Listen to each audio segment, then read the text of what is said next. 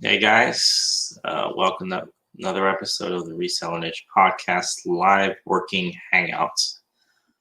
Let's see if I can get some work done.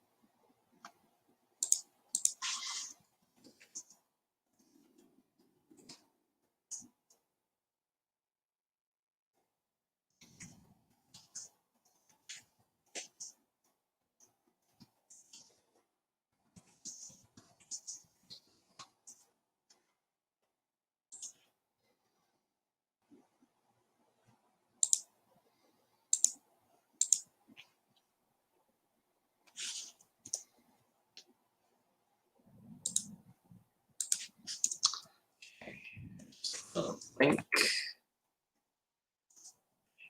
if you want to jump on.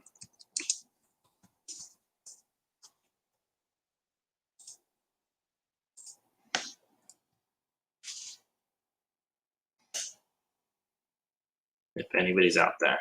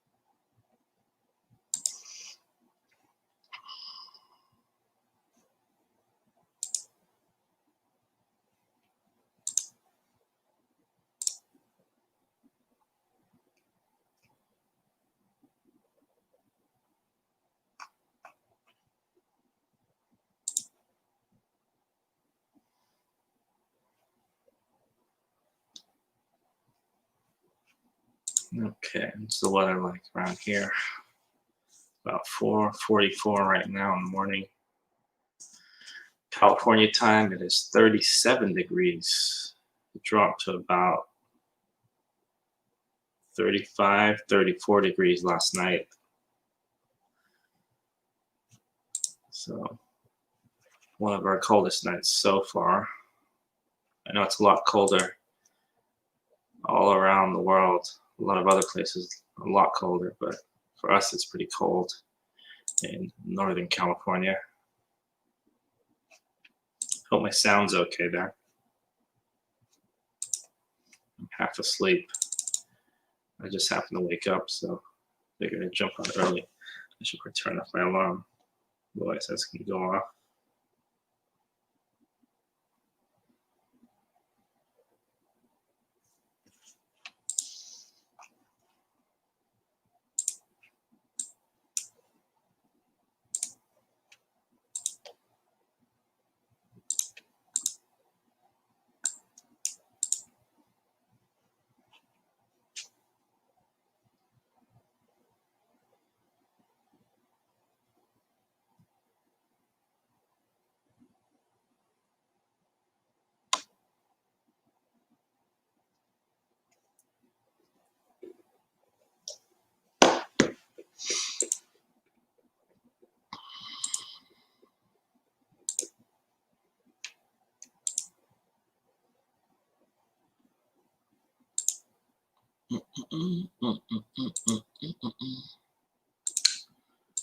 Okay. Let's see this.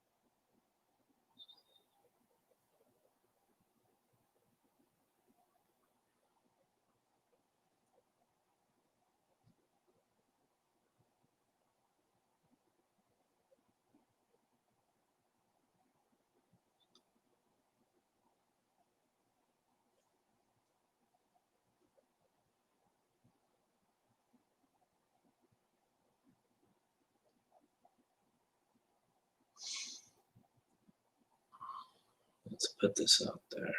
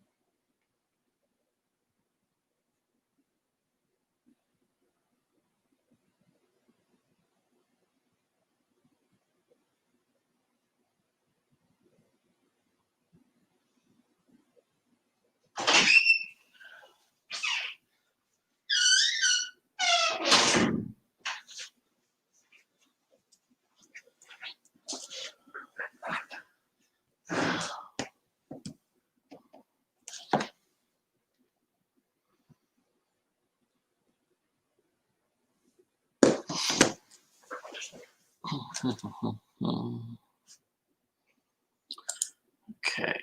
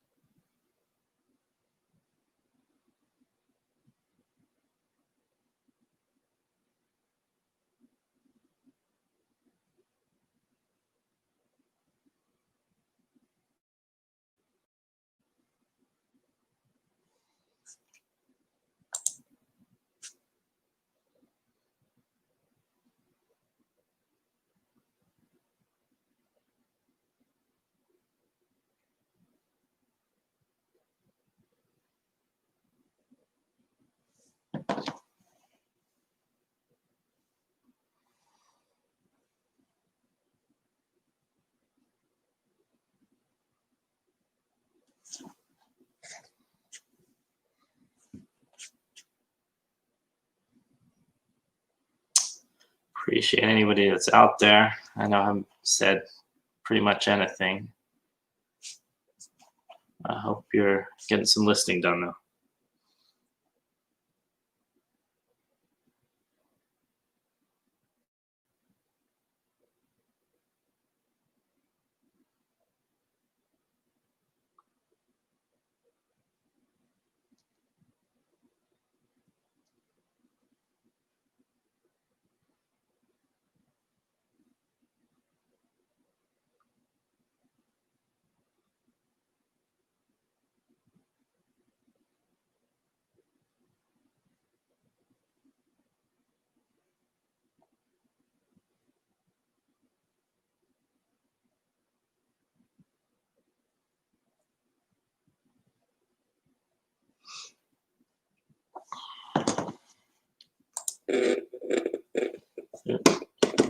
Taking us back.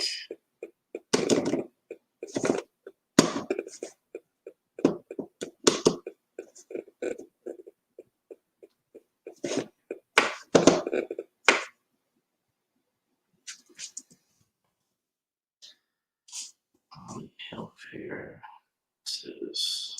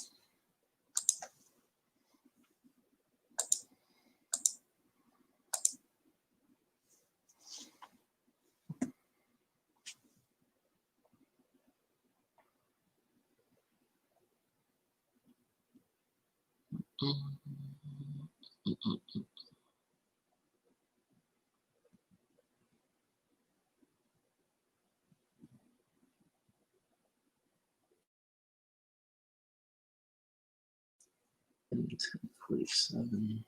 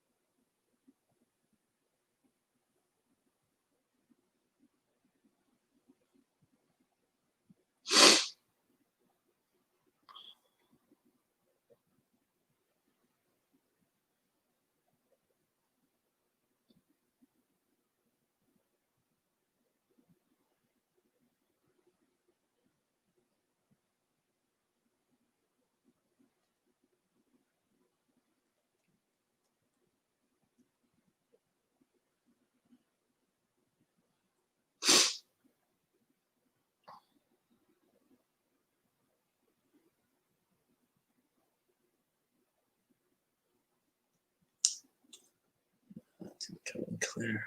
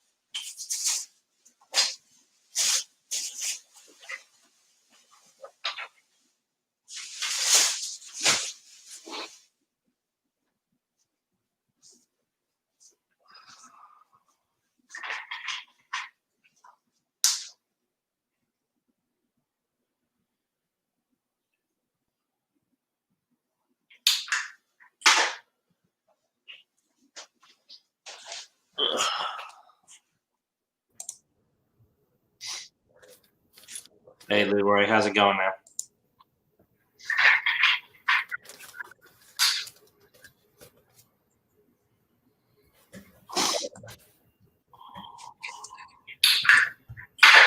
Good morning, sir. Morning, man.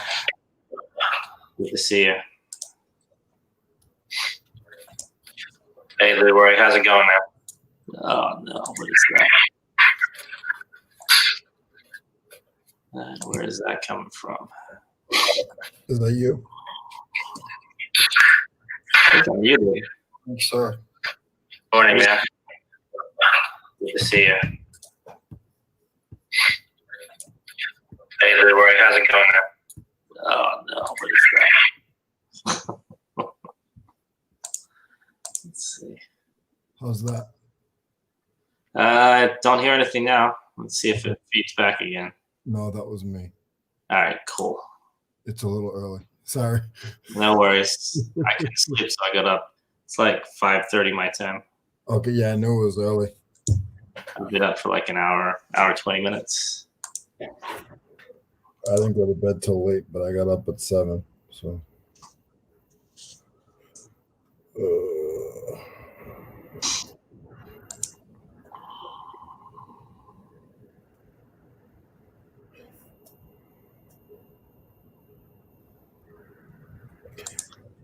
Hey, Jennifer, how are you? Good morning.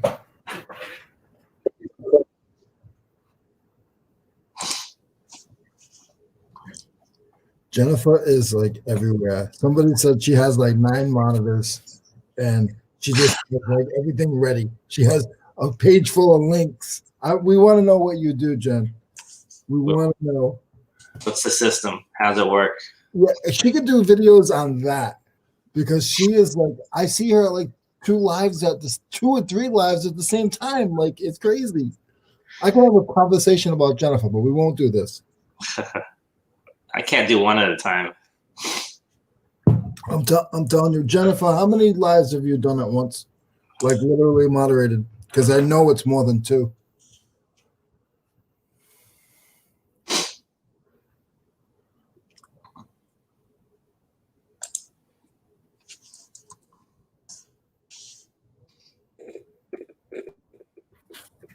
All right. What are you listing today? Same thing?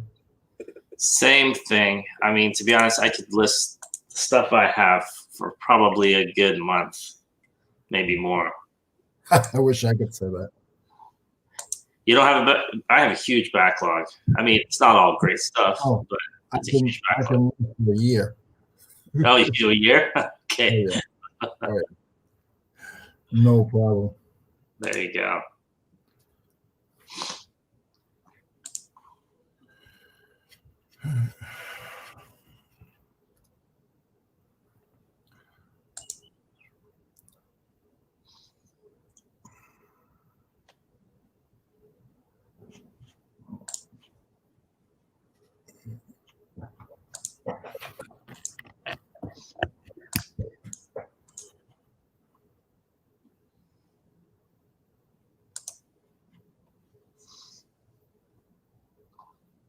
She goes back and forth. She, yeah. Well, you do it good, Jen, because to me, sometimes I'm like, how is she doing this? There's no like stops. There's no breaks. There's no pauses. It's No, all clean. but yeah, she just like, I literally like two will be going on at once, and I'm in two, and she's in two, but she's moderating. I'm like, holy moly. And she knows, like, if you want to know who is when, like, who's airing when or who's on, like, she must have the mega list because I don't know half the time when who's on what. It's like that baseball saying. Yeah. She's on top of it. Oh. So, I can't do that. I get confused. Like if I ever bid in somebody's auction, like yesterday, I was bidding at Luis's auction, and then 5 minutes later, I forgot how much I owed him. So I had to go back through the chat, scroll all the way up, and write it down. So that's how bad. She said she has no list of links. She doesn't have no list of links. It's just wow, nothing written down. Are you serious? I have to write it down. Just a memory. Holy moly! I can't remember what time I got here this morning. Wow! I just knew I couldn't sleep. That's how I know I'm here. I was on Tommy's show until almost 2:00. And I had to pull out of there. I was like, guys, I gotta be at work at 7. Wait, when does his show end? I've only ever seen the beginning couple hours. It's at 10, and it's until they either get frustrated, tired, or it gets too bad. It gets too bad. Sometimes it's 6 hours. Wow. I mean, 3 hours for me, which is the longest I've ever done, that's hard. No, sometimes it's like 6 hours. Yeah. And I'll just be like, oh, I'm going to go to sleep. And then they'll say something to crack me up. Or I'll be dozing off, and then they'll say something to crack me up, and I'll wake back up again.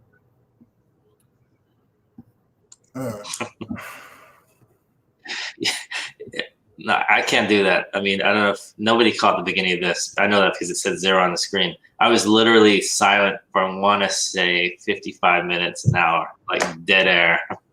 Just me. You've been on for an hour. It says an hour and 2 minutes right now. Now, do you go back and edit it, and you'll start it back up now? No. Because what I do is, to be honest, I take good parts. Like when we were on the first time, I took that and I chopped it up. I put it on my podcast, so it's out there. I'll shoot you the link, and I try to take out the dead air then, because that's the worst. You're driving along the road and it's complete dead air. That would frustrate you to no end. So, but on the YouTube, at least you can. I don't edit this. It is what it is. Yeah. Do you get watches back? Like, does it show you that you've had, like, say, for instance, today you get, will you get like 10 extra watches after it airs? I'm just, not yet. I think maybe I've only been doing these lives for honestly 2 weeks now, less than that. So not really yet, maybe 1 or 2. I'll see an extra subscriber here, an extra subscriber there. Yeah. It's like I'm seeing Jen. I've never seen Jen over here. Maybe I have, and I just haven't paid attention. But I mean, to be honest, I haven't seen a lot. I'm starting to see more people in the last couple days, last week. So that's my fault. I never really advertised. I just put on Instagram for the first time today. And then even that was after I started. I need to do it beforehand. Yeah, Jen, this is just a work. This is just a work channel. Once in a while, I'll go on a rampage, but yeah, if it's anything else, I usually change the thumbnail. But I usually just say like just list or something like that. Or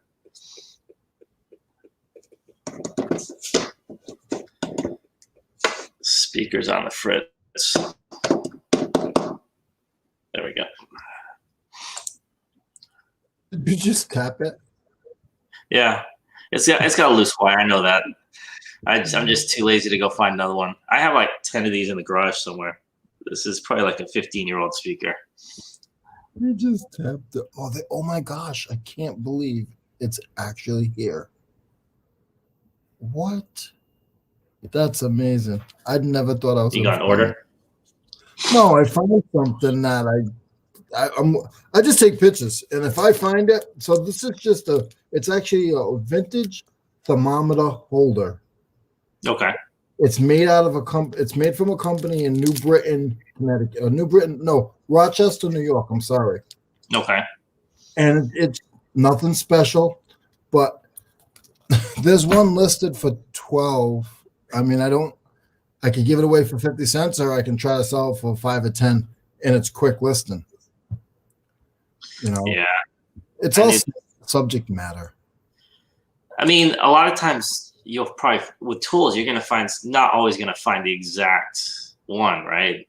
At least listed in the last 3 months. It might have been sold like a year ago or something, right? So yeah, some of the stuff that I list is like this. I didn't know what it was. I knew it was a little holder. I just put the name of the company in holder, and it came up. I was very surprised because I didn't. And now I know what it is. It's actually a thermometer. Yeah, holder. I used to know this guy that equipment, and I'd say more than 50% of the stuff he did, he said would never show up. So he'd be kind of setting the market. Yep.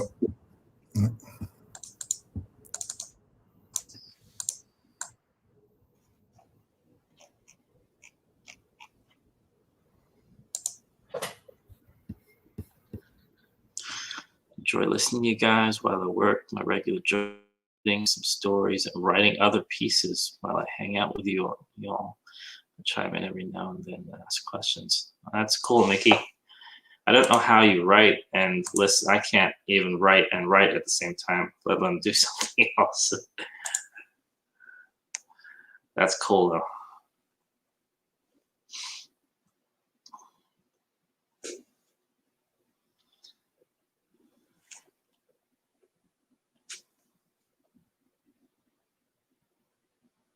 I appreciate it, though. Thanks.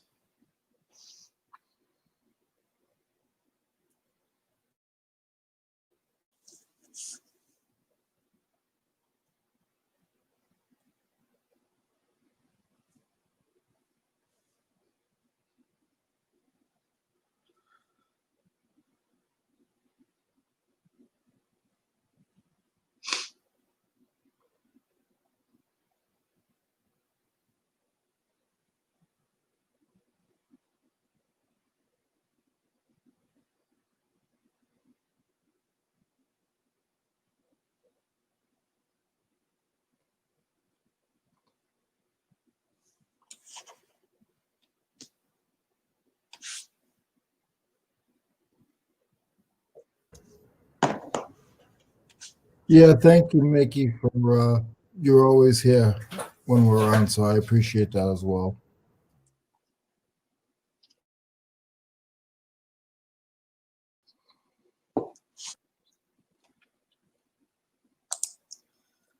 I have a full-time job, so I'm not dependent on reselling. That's actually really cool. I disabled my listings for now due to national shipping issues. Yeah, those kind of suck. Working on new photos, writing listings for later, marketing plan. Well, you're going to be set whenever you do list those then. So that's my thing. I'll either run out of pictures and have to list, or run out of inventory. Well, I don't really run out of inventory. I just keep getting stuff.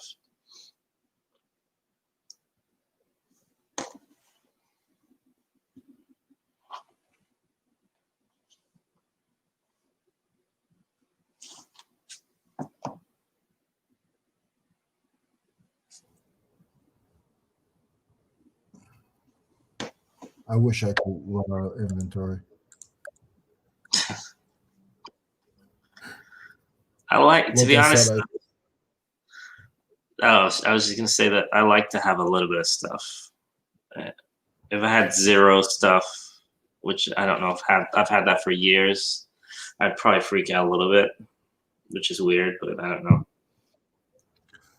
I don't know if my stuff is like big money worthy, A lot of it is just nickel and dime stuff. But there's some days where I'll sell 10 $5 pieces and then two $30 pieces, and I'm good. I mean, to be honest, you're probably with most people there. And if you're selling, more than 10 items a day, that's awesome anyway. Yeah. Right now I'm averaging between 6 and 10. So it's all about the bread and butter, and then you're throwing in. Yeah. And especially in there too. Especially these days. A lot of people, I mean, every now and then.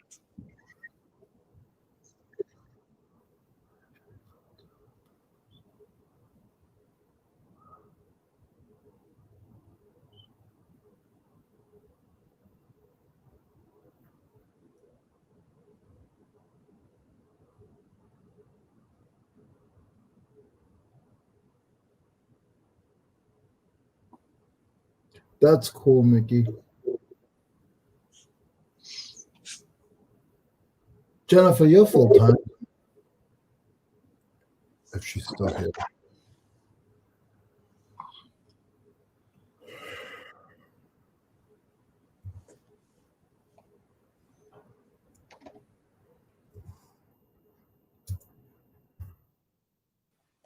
Yeah, I think you're going to see a lot more full-time next couple months.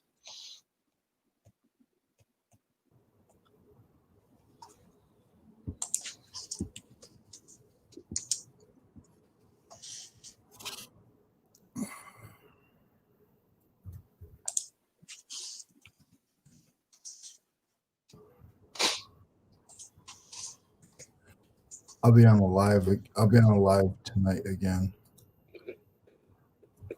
I was on one yesterday. I think every day I'm on a live. I'm usually there, but lurking in the background. I don't always jump on. I've jumped on a handful. Yeah. Tonight I'll be with Derek and Regina tonight. Yesterday I was on with Derek. Oh, nice. Prisoner Prophet. He gets a lot of people too. I saw a bit of his show yesterday. Some of those chats. Oh yeah, his giveaway, the Christmas giveaway they're doing.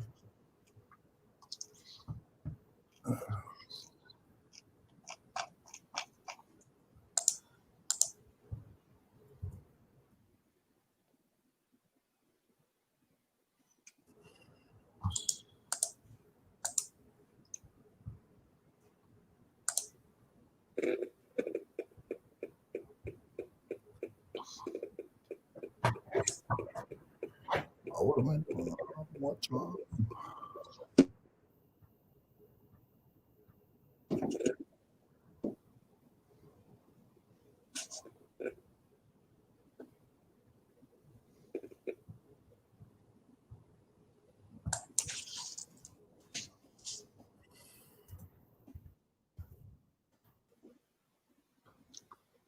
Shipping costs. How do you forget a shipping cost? Oh, because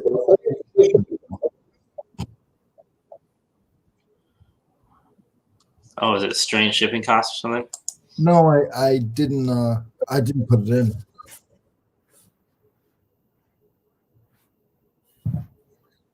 I forgot to add it.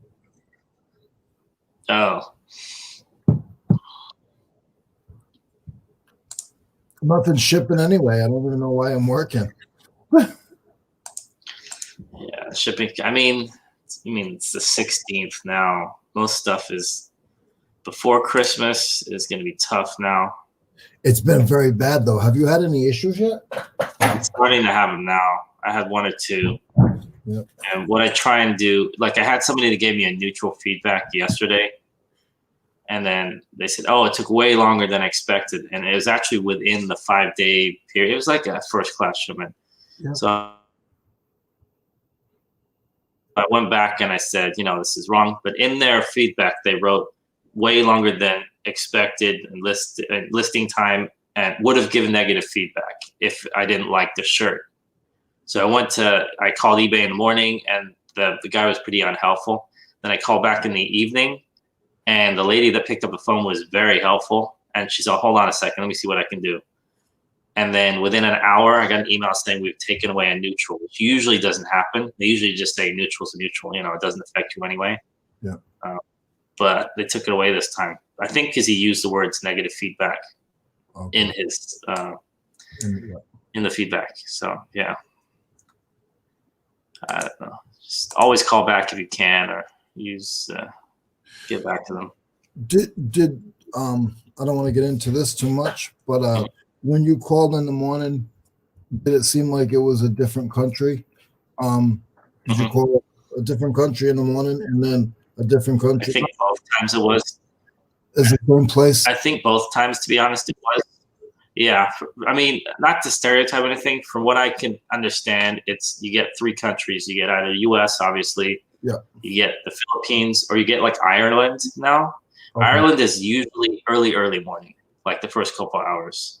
Okay. I didn't call that early, so I think I called like 9 or 10 in the morning. So then you get like the Philippines, and then the end of the day, it's a mix between the U.S. and the Philippines. At least in, I don't know, on the Pacific side. I don't know if it's different in other places, but all of them, to be honest. And the only one that I heard, oh no, I'm getting feedback again. I think the only one that's better is if you get concierge, which I don't have. Supposedly they treat you nicer. I had a guy, this was probably last year for about from this time last year until Corona started. I had a gentleman, he was US, and we were on the phone, and I had him cracking up. I didn't get no private numbers, but the funniest thing is I called eBay 3 times within maybe 4 months, and I got him 2 out of the 3 times. And he would be like, "Oh, Leroy, oh, okay, yeah, what's going on? What's wrong?"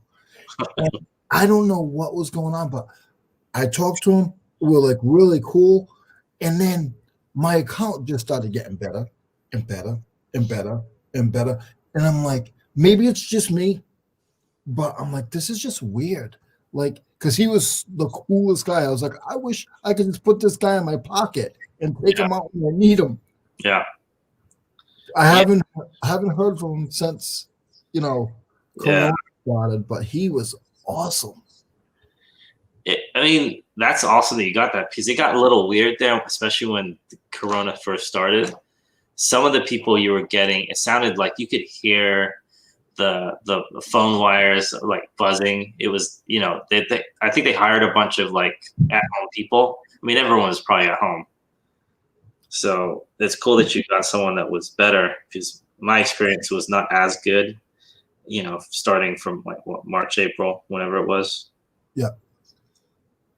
Yeah, I was just he was amazing. I was like, man, you're awesome. Sometimes they are. I mean, to be honest, I can't knock. I used to say, because I used to do a lot of Amazon before, and I would always say, "Oh, Amazon's customer service is way better." It's been years since Amazon customer service was anything good, and it's kind of flipped. eBay's customer service has actually got a little bit better, and I think Amazon's got a lot worse. They don't listen to you. They don't pick up the phone. They don't answer your question. At least eBay tries. Yeah. It might not be what you want 100% of the time. Like with neutral feedbacks, they don't always get rid of neutral feedbacks. I was surprised. But yeah, this whole thing about shipping time, though, you're going to see a lot of disgruntled people, especially come Christmas week, like 23rd, right before Christmas Eve. A lot of people are not going to get their stuff. I hate to say it. It's just a fact. Some people that can afford it, I'm hearing stories that people are closing their stores down. Because stuff's not getting there on time? Because they don't want the negative. They're just putting their store on vacation. See, here's the thing, though. Around Thanksgiving, I was nervous about, stuff like that. So I purposely added like 3-4 days to I usually do same day shipping. I ship it out every day. I added 3 days to it. This person was from that time. So it said like 4-day handling or something. And he got it in like 2 days, but he still complained. And I still got the negative or neutral. So I don't know. You say that. I'm thinking about that. I should probably switch my handling time. It's not bad though. I keep it at 3. I think I ship my stuff out that day. 3 is If, perfect, to be honest, because 3 is the maximum number you can do without them putting a thing under their listing saying this is, unusually long shipping time or something. Like they say something. yeah. So that 3 is perfect. If you order something from uh 2 in the morning until 4 o'clock in the afternoon, it's getting shipped out by 4. Mm-hmm. And then that's sometimes if I have a lot, I'll ship out like 12 in the afternoon. I'll do 12 and then I'll go back again at 4. I got 2 post offices within a half a mile from me. Okay. So it's not bad. I started using FedEx a little bit. I always use them a little bit for slightly bigger stuff. They've gotten a little bit better this year, I think. Yeah. Even pricing wise too, because they were really bad delivering. Like, I don't know if you've ever done, what do they call it? One where they mix FedEx and the post office. It's not standard. They call it something. I will never use that, especially if it's anything. Whatever that thing is where it's like they pick up by the post office, they drop off by FedEx, or the other way around. That's the one you need to watch out for. UPS has a similar service. Especially around the holidays, don't use that. Get yourself in trouble. Yeah, Mickey, I see your list, your comment here. It's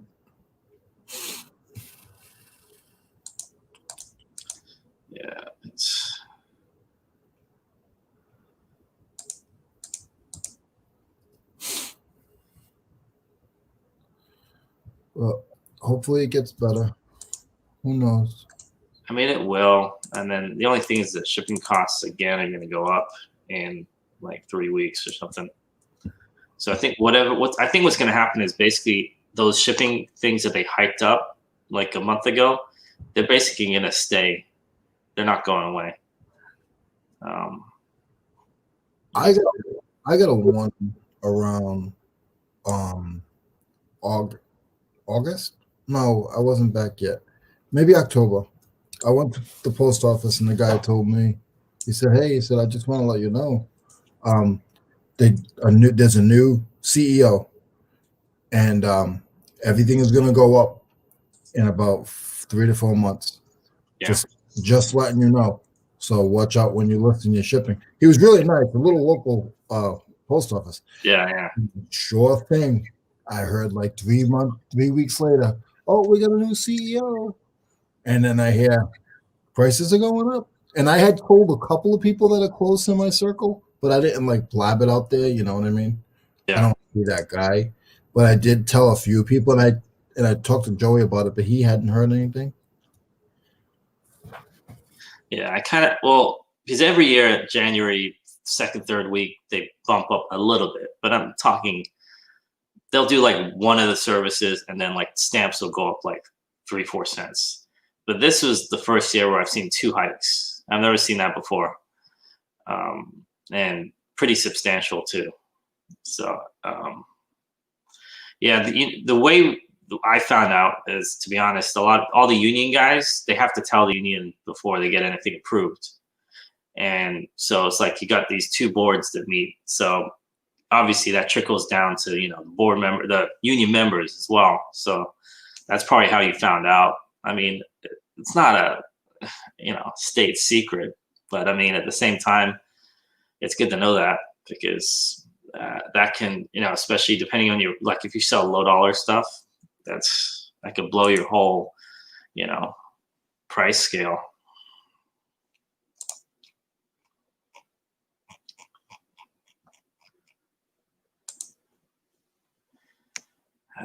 So my thing is, I just anything above a pound, I charge shipping for. Moving on here on out, have to.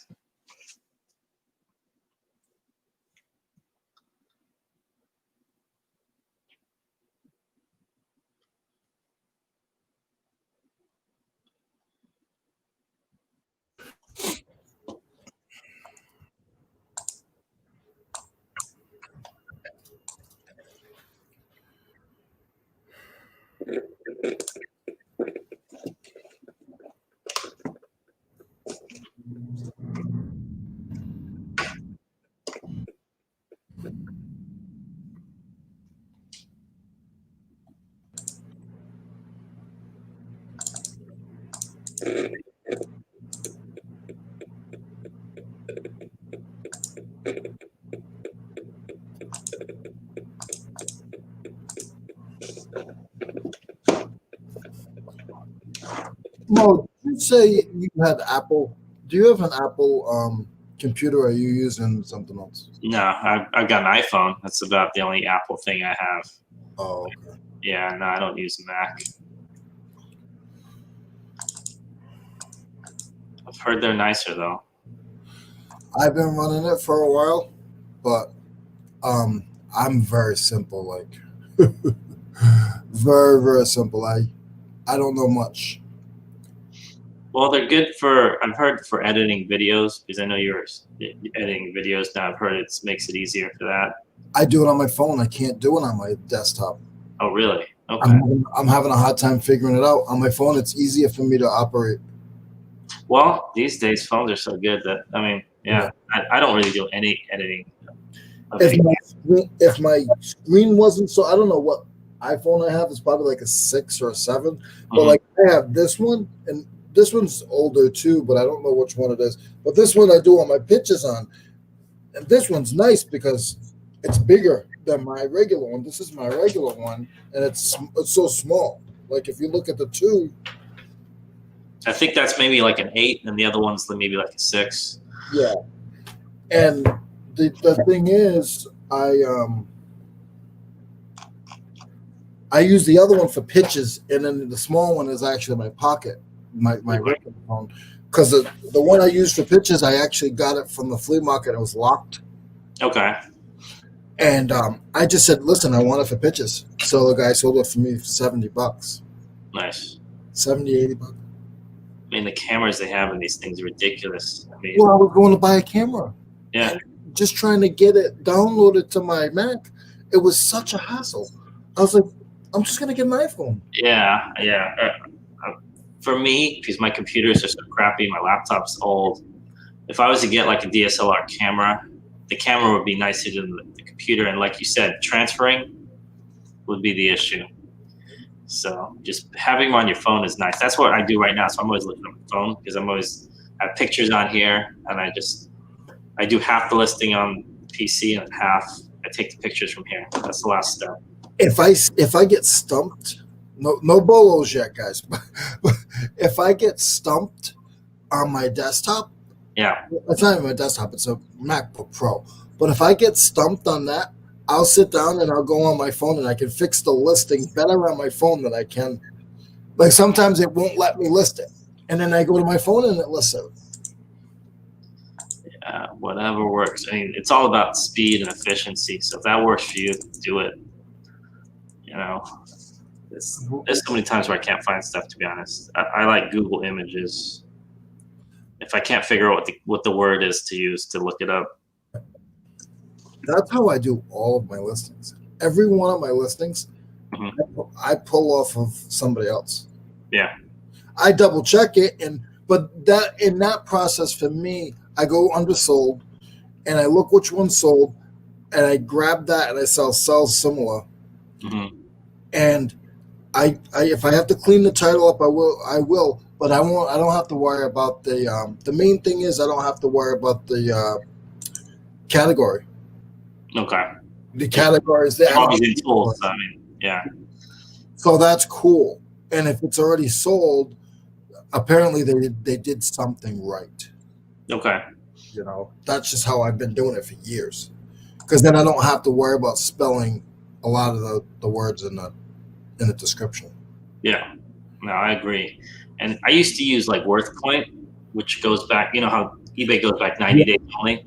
I don't as much anymore, not because it's not good, because it is really good for, especially for vintage stuff that only sell like once or twice a year. It's just a lot of times I can find it on Google. It may not, and it will find maybe the WorthPoint listing. It just won't let you go inside it. Like it will have like a thumbnail, it'll say the basic title, the price, So, I was happy the other day. I googled my eBay name, and my image came up. oh, there you go. Yeah, not the image of me, but that comes up too. But my logo came up. I was like, oh, that's cool. Yeah, they indexed you then. Yeah. That's cool. Means you're moving on up. If you type in blood, sweat, and self, there's like 8 videos that come up. They're not mine, but 8 different interviews that I've done that pop right up. I'm like, oh. My daughter goes, Daddy, your picture's all over YouTube. I was like, no, it's not. It was.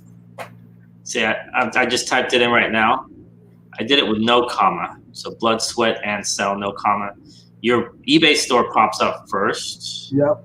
And then after that, it's Amazon. But I think it's a book because it says turn your blood, sweat, and tears into cash. Okay. A guide to sell. So there's somebody using a very similar name to you. Yeah. That has a selling guide, I guess. It's like a book. Mickey, Google Photos, I don't use it much, but I'm starting to switch over to it when I need to. I saw that on Emily Conway's. She does it at thrift stores if she doesn't know what the thing is and like don't know what to type it in. So she'll use that and then from that figure out what to type in eBay to see if, is it worth buying or not. Yeah. So Google Images, all of those are pretty good, especially if you don't know what to call it. I get that a lot, to be honest. I think out of every 10 things I list, I get stumped on out of one. Maybe one of them. Sometimes I got to push it aside and I get so mad. It's like I just spent 10 minutes trying to figure this out and I can't find it. Here's the weird thing. If you ever really, really get stumped, you can't find a picture, type in kind of a really generic description. Just, it's a brown, wooden, square shaped, whatever it is. So, because I guarantee you somebody else has done the same thing as that. And if you type that into Google, it might pop up. And then, that's how I do it with action figures. A lot of times I won't know what they are. So I'll just type in, brown eyes, wearing a blue hat, got black boots on. I'll do that on eBay.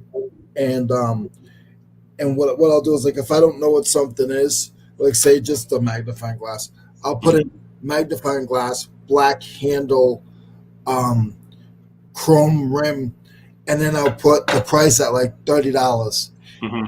In the heading, I'll put I'll put unknown, and then the first thing I'll put in the description is, if anybody knows exactly what this is, I'm not sure what this item is, could you please let me know? And you'll be surprised. Probably out of every 5 times I've done that, I've had like 3 responses where people message me back, hey, that's blah blah blah blah blah, and you fix the transmission with that, or that's a transmission left wrench. I get that all the time. I mean, to be honest, and I'll get it, to be honest, even if I misdescribe something. Like I put up a shirt and I put something like Debbie Harry, she's from the group Blondie. I put like Debbie Harry, like I thought that was her. And then somebody emailed me back, so, can you take Debbie Harry out? That's so-and-so.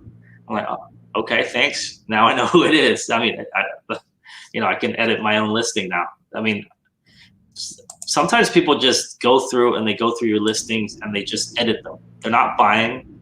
They're not sellers. They just like that stuff. Yeah. I mean, for the stuff I sell, I don't get a lot of ignorant people doing that, but sometimes you do. Yeah, sometimes there's every now and then you'll get I could get that at Walmart for $4.99, and they're not even buying or whatever. I'm like, okay, yeah, Mickey. There are some. I saw some editing stuff on the Mac on YouTube, but nothing that for the iMovie. Nothing that like I could understand. Some of them is real choppy. Sometimes you got to watch 10 of those to get one that you can understand a little bit of. So I'm still in the process of working on that. If you know anybody, please send me a message on Instagram, and I'll watch that link of whoever you're watching. Thank you.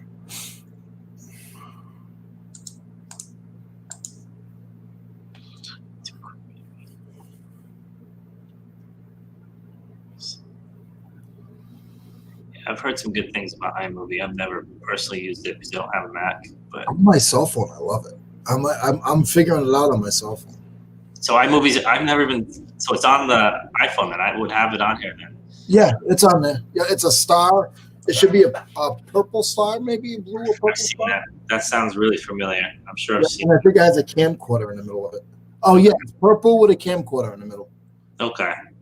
If I ever do any video editing, I'm gonna look that up.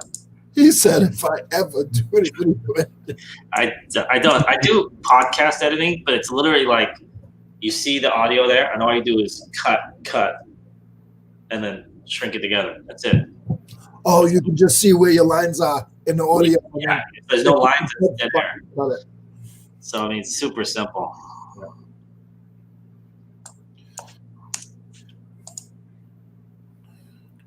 I usually try to put out a video on Thursday.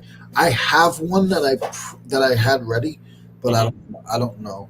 I might do that, or I might do a short. Yeah, put out something. Just keep putting out. That's what I've been doing. I mean, I've only been doing it for 2 weeks. You know, my first one I did on a Thursday, and then last Thursday I put my next one out, and then this Thursday I'll put my next one out. You're growing though. I've seen your numbers. There, and then you're getting a bunch of comments. So, I get a ton of comments. So that's good. That's engagement. I mean, to be honest, that's what YouTube wants more than they want you to put out stuff first and then get engagement. Because that means people are going back and forth and back and forth. And it's a job. Like people think, oh, you know, just Leroy, just put out videos. Like I'm trying to learn the whole process. Like I'm not good at this kind of stuff. I was a union laborer for 15 years. So like computer stuff is really not my thing. So it takes me a lot longer, but I go and like I said, my Instagram is my stepping stone.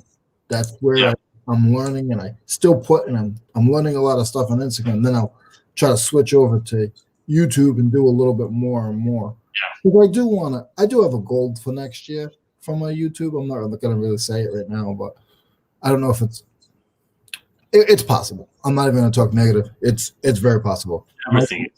Everything's totally possible. And the way I've seen you interacting with people, that's the hard part. You might not think it's hard, but constantly going on some of these lives, interacting, commenting, people knowing who you are, that's not easy to get. So, yeah, don't discount what you're already doing. Mickey cracks me up with the Leroy balls. The Leroy ball. You cracked me up with that, I'll tell you. I'm being good this morning. I'm trying not to give a lot. When we get the channel, I'm saying we like it's my channel. When Mo gets the channel up, then I'll start throwing some knowledge around. It's your channel. It's everybody's channel. It's just it's air. It's filled with something. Usually not me talking. So.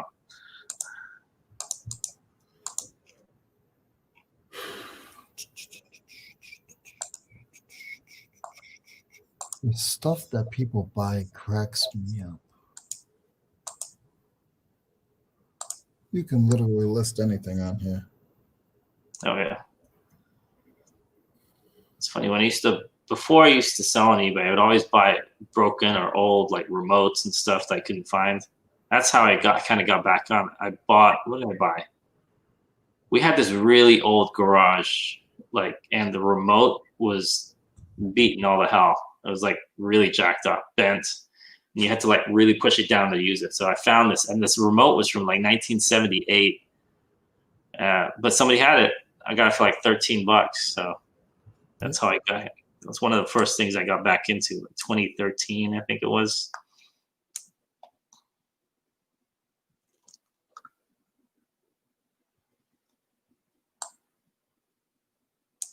Where are you? There we go.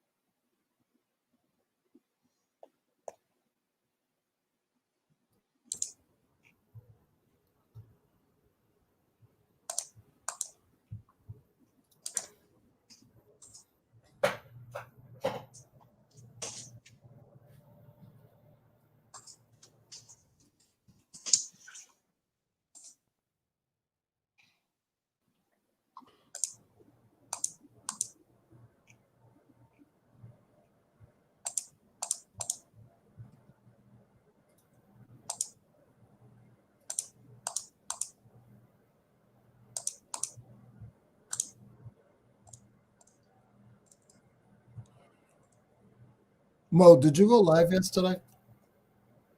I did briefly. What I do on Monday or Tuesday, I have a friend, Paul Perez. We just kind of talk about random things. So it's live, but we don't usually have people on, and we'll have a random topic. Like it'll be like talking about a movie, talking about like we did like breakfast cereal a couple weeks back. So it's kind of like I call it like reselling light.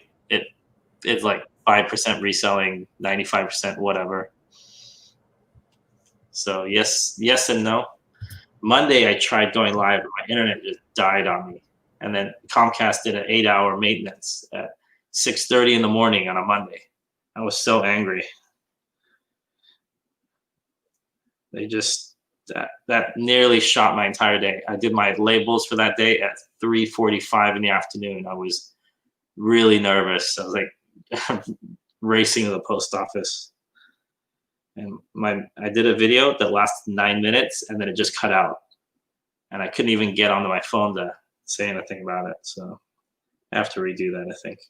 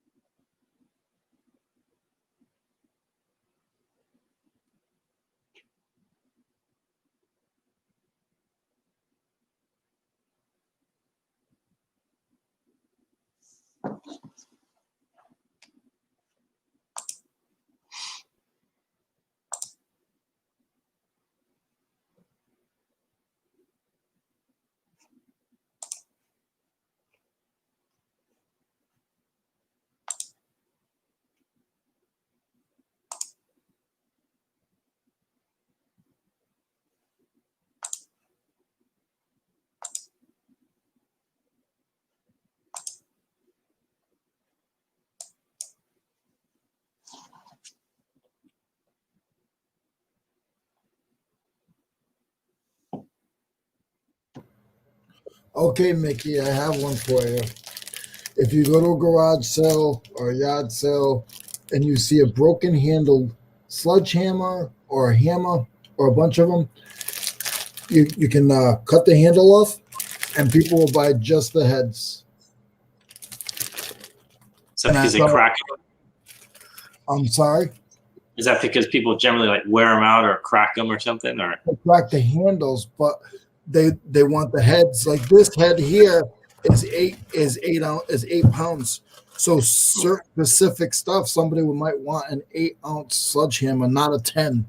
got it. Or this is real steel. So they'll have a nice handle and they'll just put the handle on it. A lot of blacksmiths and stuff like that. And a lot of people collect them as well. That's good to know. I did not know that. You just cut it with a regular saw or something like that, or Yeah, you just cut it off, boop, and then I just put a couple drill holes in it and I punch out the core. okay. And it's not even that serious. Sometimes you can buy them online and you'll see somebody with like 8 of them and they don't even pull the cores out. Okay.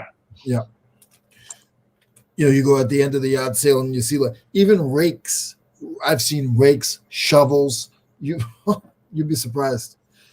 I need new Just the head. Just the head.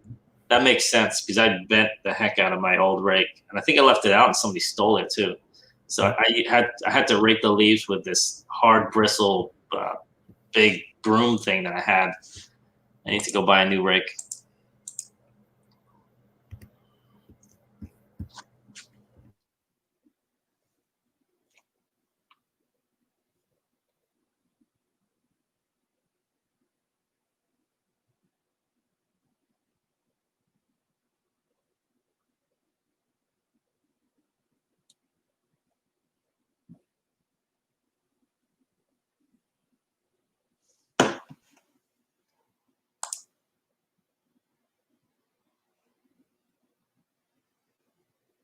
Oh, goodness gracious, help me.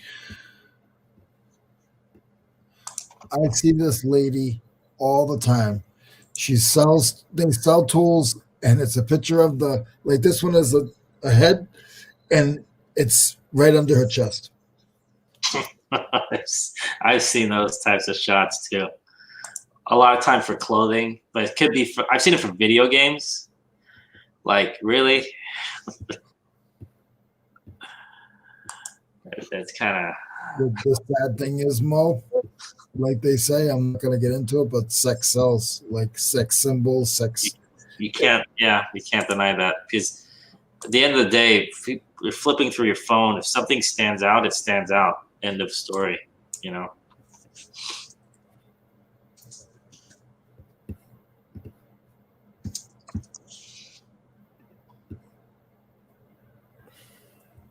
I don't even like having my finger in a picture, let alone anything else.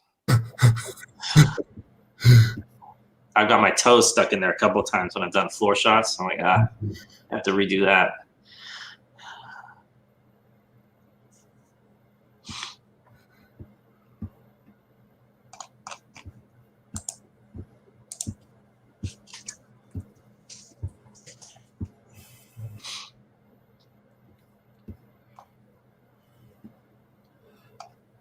Hey, honey, I was wondering, could you hold this sledgehammer head for me so I can sell it? No, there's some people that's their entire thing. Like, I remember I saw one like that, and I looked at the store, and it's like 100, 200, 500 pictures, all the same. Yeah. I'm hoping that at least they're the seller and not just the seller's model or whatever. But, you know, whatever works, I guess. You know, I can't knock the game, I guess.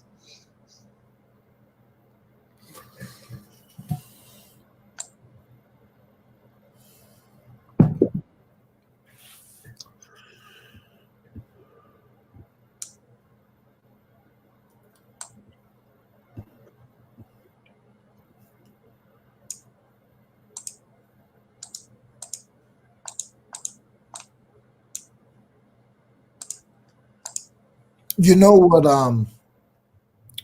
You know when you go to get tires, Mm-hmm. and it looks like a sledgehammer, but on the other end of it, it has like a tail that comes out. Have you ever seen those? And they pop the beads with them. A lot of times for like tractor truck. Okay. Just one of those This one's 7 pounds 8 ounces, $45. Wow. No handle, just the head. Just the head. Yep. So I'm guessing the full thing is like 2-3 times that. No, and the other thing is it's so much cheaper to ship. So much cheaper. So much cheaper Cheaper to ship. As a tongue twister. Yep. No, I mean, see, exactly that kind of stuff is what sells. There's somebody that's a millionaire out there because that's all they ship. That's all they sell. Yeah.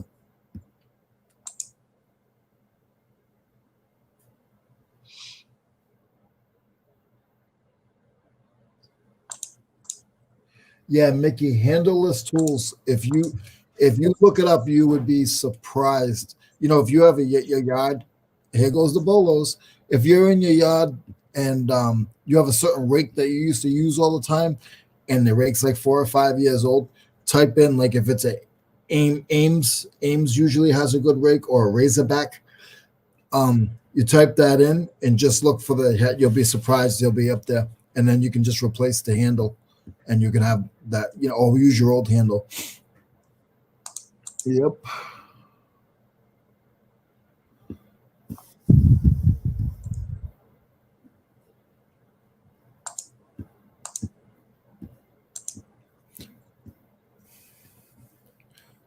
I think Mickey has a notepad, and I would think Mickey is a female. I hope, but no, Mickey's a male. Mickey. Well, I'm sorry, Mickey.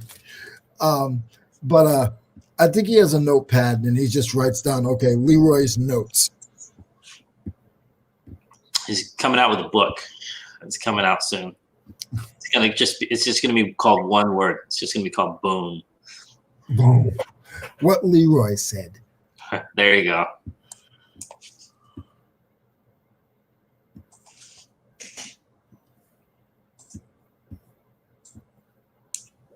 Well, that's what half these YouTube channels are, to be honest. You know, you hear stuff somewhere and you put it out, and that's it.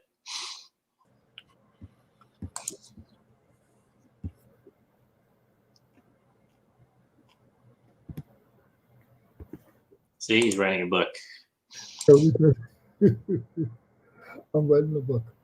Well, make sure you. I want 5 cents. 5 cents on every book. This is like you ever seen Shark Tank where they ask for, I want this percentage of that. I want the first copy or the second copy and 5%. Cents, not 5%, just 5 cents.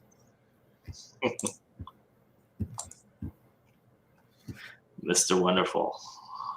Oh.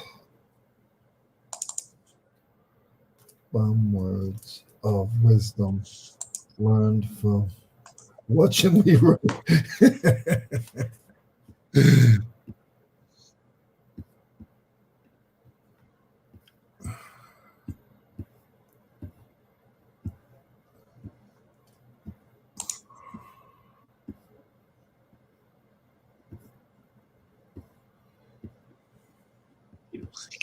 Oh, goodness.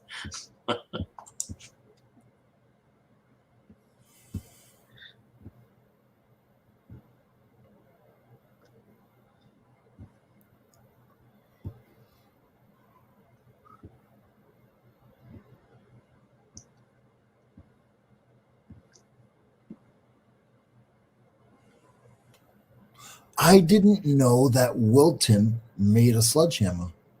I did not know that. Huh. So Wilton is I'm just going to put it out there. It's like a blacksmith company at this point. Okay. And they sell vices. Mainly it's a vice. They have a thing called the Wilton vices. They're known for their bullet vices called Wilton bullet vice. Okay. And you see them everywhere. Like, you'll see them in like good mechanic shops and old blacksmiths. On the end of it, it looks like a bullet. Just the back end of it looks like a bullet. And those things, even the big ones, they sell. If you can find the tiny ones, I tell this story everywhere, but if you can find the tiny ones, they're called salesman samples. They're about this big. Mm-hmm. And they go from, for pots and pieces, from $30 all the way up to $350. How heavy is a vice, though? I'm guessing it's relatively heavy. Not the salesman sample. Not the salesman's one. That's probably why it's okay. That makes sense. Yeah. When you get a minute, type in Wilton salesman sample vice. Okay.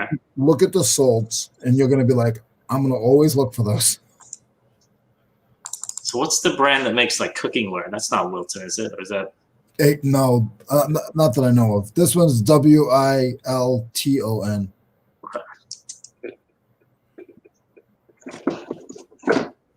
I mean, they have a lot of the big ones in there, but even those sell big. But the salesman samples or the 810s, I know it by heart. I had 2 of them.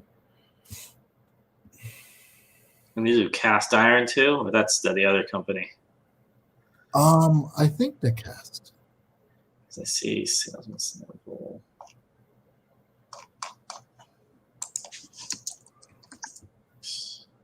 Okay.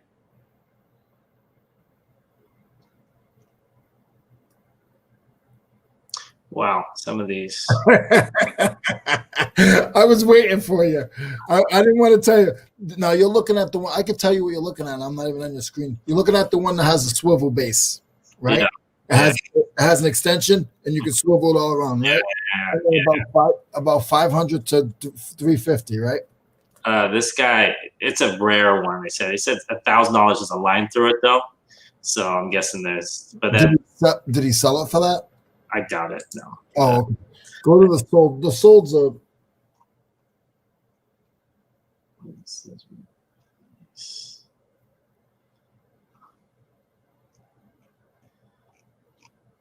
My next book. That's cool. I never thought about this. So I went to a pick and I paid $700, and the guy had a whole bunch of machinist stuff, and I mean, I made a killing on it. I paid him. We made a deal. I look on the floor, and there's 5 vices there, and I freaked out because I knew it was there, and I was like, "How much for the vices?" And he's like, 10, 20, 30, 40, $50 for all 5. I said, okay, I'll give you the $50 now. Can I take those today? I didn't sleep. and I kept them. I kept them for about 8 months. And then I just knew, Okay. I knew that I saw the market going up and down, and I was able to get $350 a piece for them. Wow. So you did your homework there, man. You even waited it out. Yep. The market was going up, then the market dropped. Next time the market came back up again, my brother was like, Leroy, just save it. Like, because that's like my catch and release type thing. And my brother's like, Leroy, just save it. Don't sell it. And I'm like, nope, I sell everything.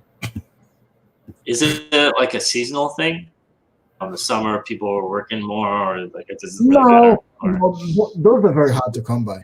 Those are, and sometimes maybe seasonal because they come out of the bonds and they come out of the basement. And you notice the prices of stuff goes up in the spring because that's when people doing the spring cleaning, and that's when stuff is found. So if you look around, you'll see certain that makes sense. The price is going to go up in the spring because, I mean, there still is a summer, spring, and fall. So it might be different where you are to where I am, but like the whole East Coast. What's going on? We have 2 seasons, basically.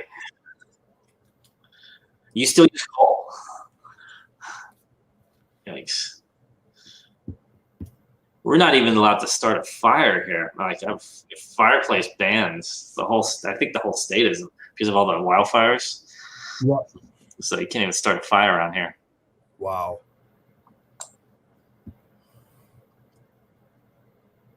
Like, I remember not even that long ago, we used to always have fires. You know, can't do it now. I mean, there's days, I shouldn't say that. There are certain days you have to watch. They tell you, like, the air quality. They say, okay, now you can do it.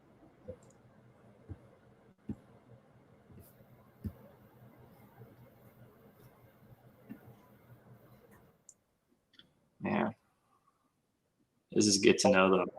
All right, get out of there because you'll get stuck there. Yeah. I've sold just a swivel, not the big swivel that you're seeing, just the bottom swivel. There's a bottom swivel. And when I bought that stuff from that guy, I bought 2 complete Wilton baby vices. One was a 810, and I think the other one was a 910. It's either 810 or 820 or 910 or 920. That's the model number. And then there was an extra base because he had another one, the big one, the one that you just saw. He wouldn't sell it to me. I did everything but kiss him and wash his car, and he why did he show up with that thing if he's not going to sell it? No, he didn't show it to me. That one was on his workbench. Oh, gotcha. Okay.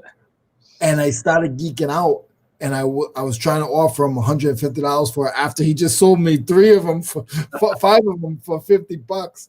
And I had to calm down. I was like, it is what it is, Leroy. Don't panic.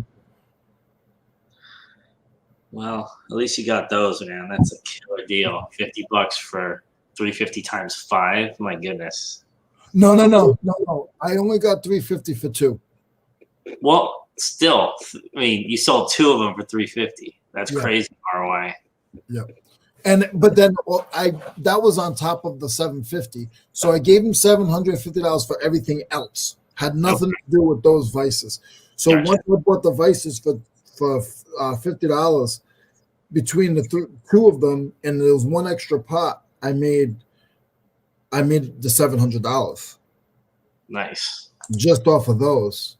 Yeah. And the bits and stuff that I bought, I had machinist bits, brand new in the sleeves, drawers full of them. Wow. I was selling them on eBay for it was like 8 in a lot. I put 8 of them up together, and I was selling them for like $35 a lot. Yikes. And I if I didn't sell 35, 40 lots, I didn't sell any. That was just the bits.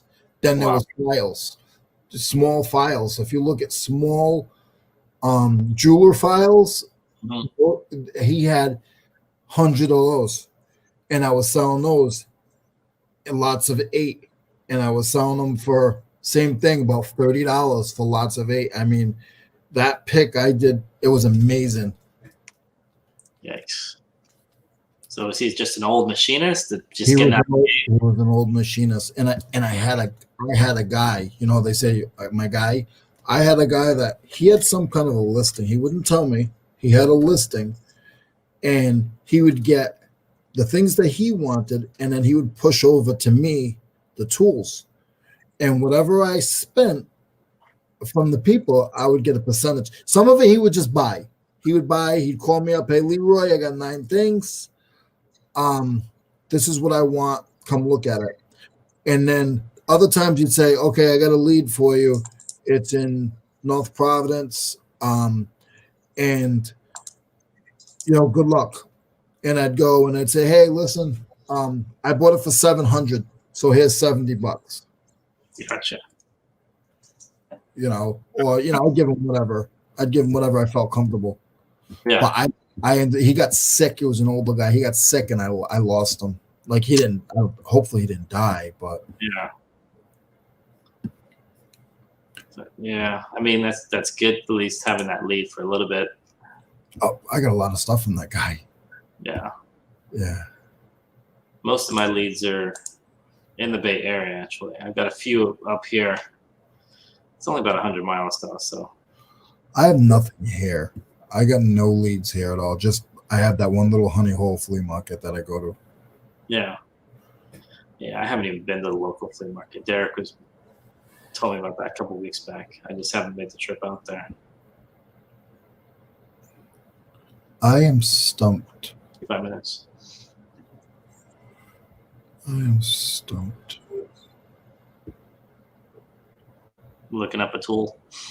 Yeah, I'm stumped. I don't know what I'm doing.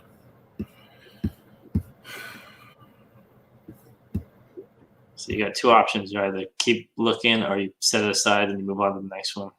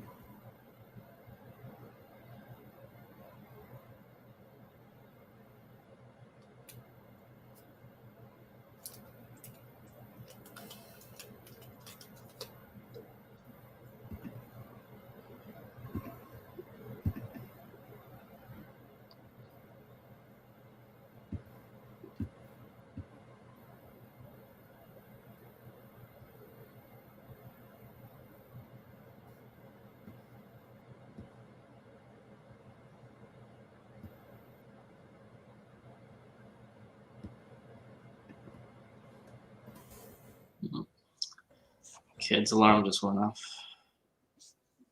Uh-oh. Nah, I usually give him, I'll go up there. I'll probably step out in about 5 minutes. I'll leave this running. Okay. They're pretty good. They can pretty much do everything on their own. I just like warm up some oatmeal or something, and the rest. It's weird homeschool, but they're good at it.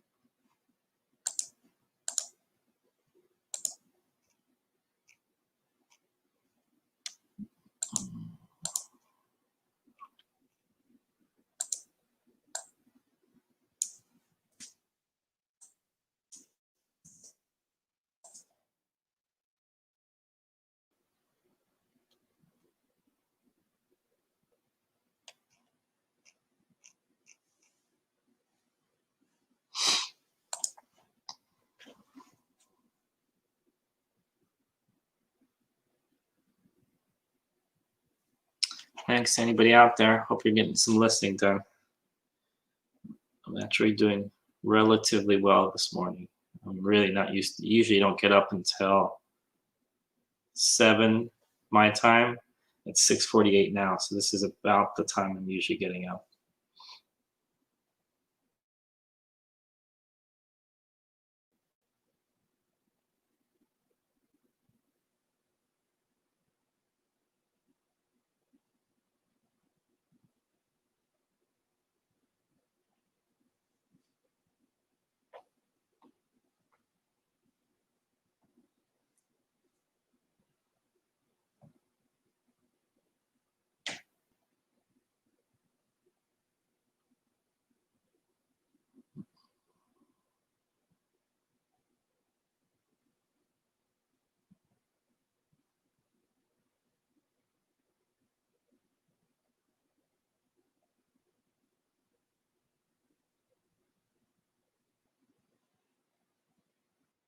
I heard you, but I was away from my phone. Oh, no worries. You gotta go check the kids? I usually go in there around 7, so I'll go in there about 10 minutes unless I hear them coming down. They might see my light on. Usually what happens is my daughter will get up immediately, and my son, he'll snooze for another 10, 15 minutes. But I mean, I know it's monotonous for them, but it's so easy. They just roll out of bed, get changed, and then walk into another room and go to school. It's still very odd to me. My daughter, I try to tell her, you gotta brush your teeth. I'm not going to wear, Daddy. Yeah, no, brush your teeth. Well, how do you know my teeth? She doesn't get into it too much, but she'll be like, Daddy, you always know my teeth aren't brushed. I said, I can see it through the computer.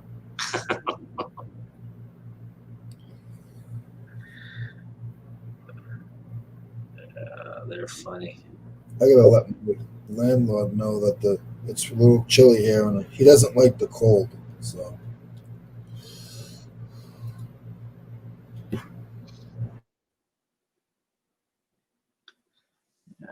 What's the weather here right now? The weather right here is 38 right now outside. It's gone up about 4 degrees since I've been doing it in the last 2 hours.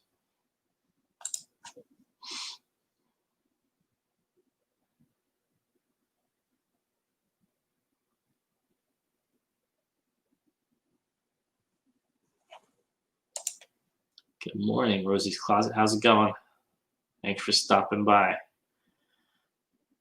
I appreciate it. Yep, the kids, they're better at this than I am. hello, Rosie.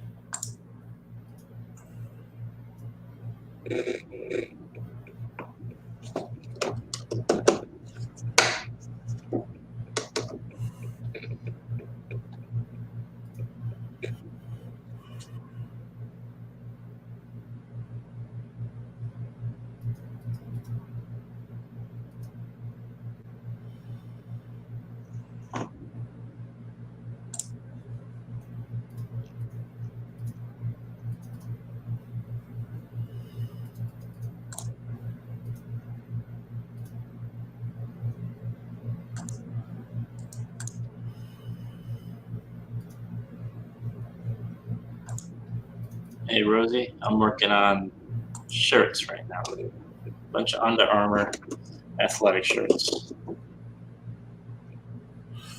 I'm working on tools. I have a sledgehammer head.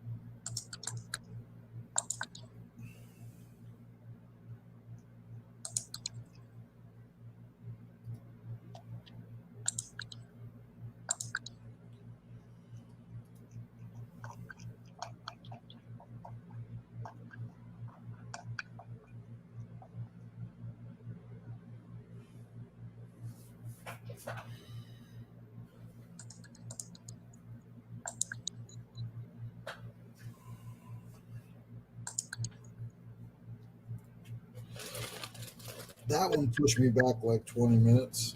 That wasn't fun.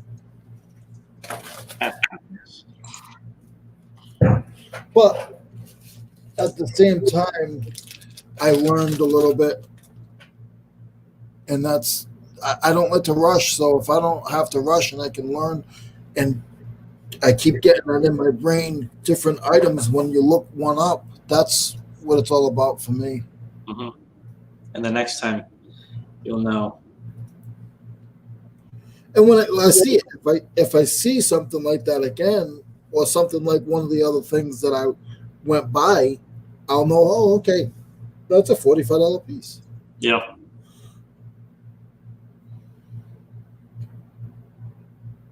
That's the best when you get these.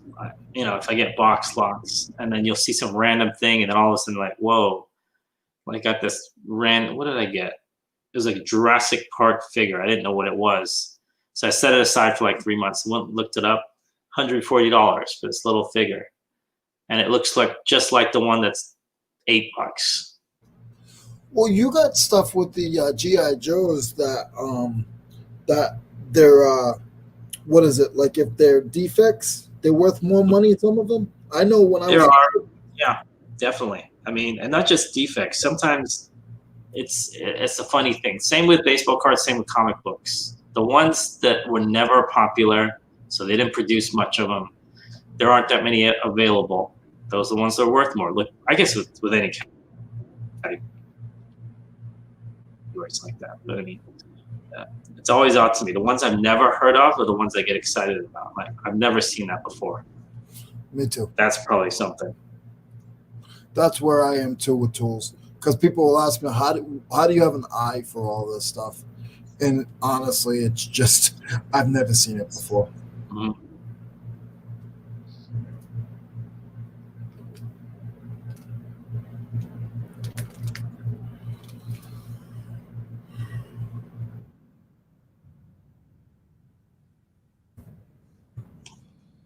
Hey, Michael, how's it going, man? Good to see you on here.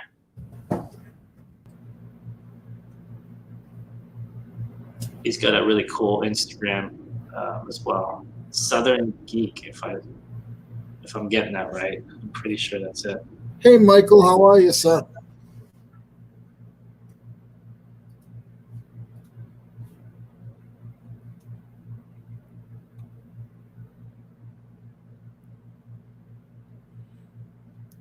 I'm a part-timer and I work on this channel.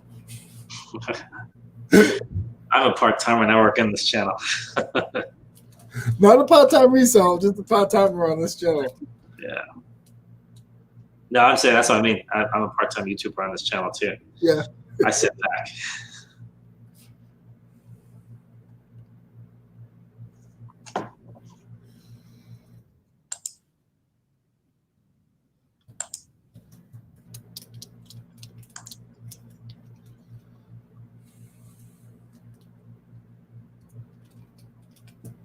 Oh, that's cool. Let's see, Mike, I'm guessing it's, huh. What's the weather like where you are, Michael?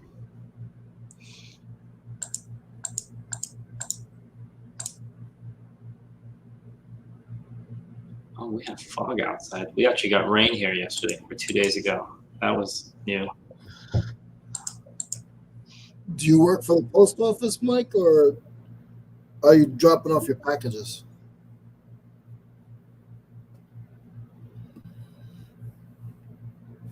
If you work for the post office, don't say it too loud. No, we appreciate you, man. That's tough. Hard work. It's wet and chilly. Ugh. Yeah.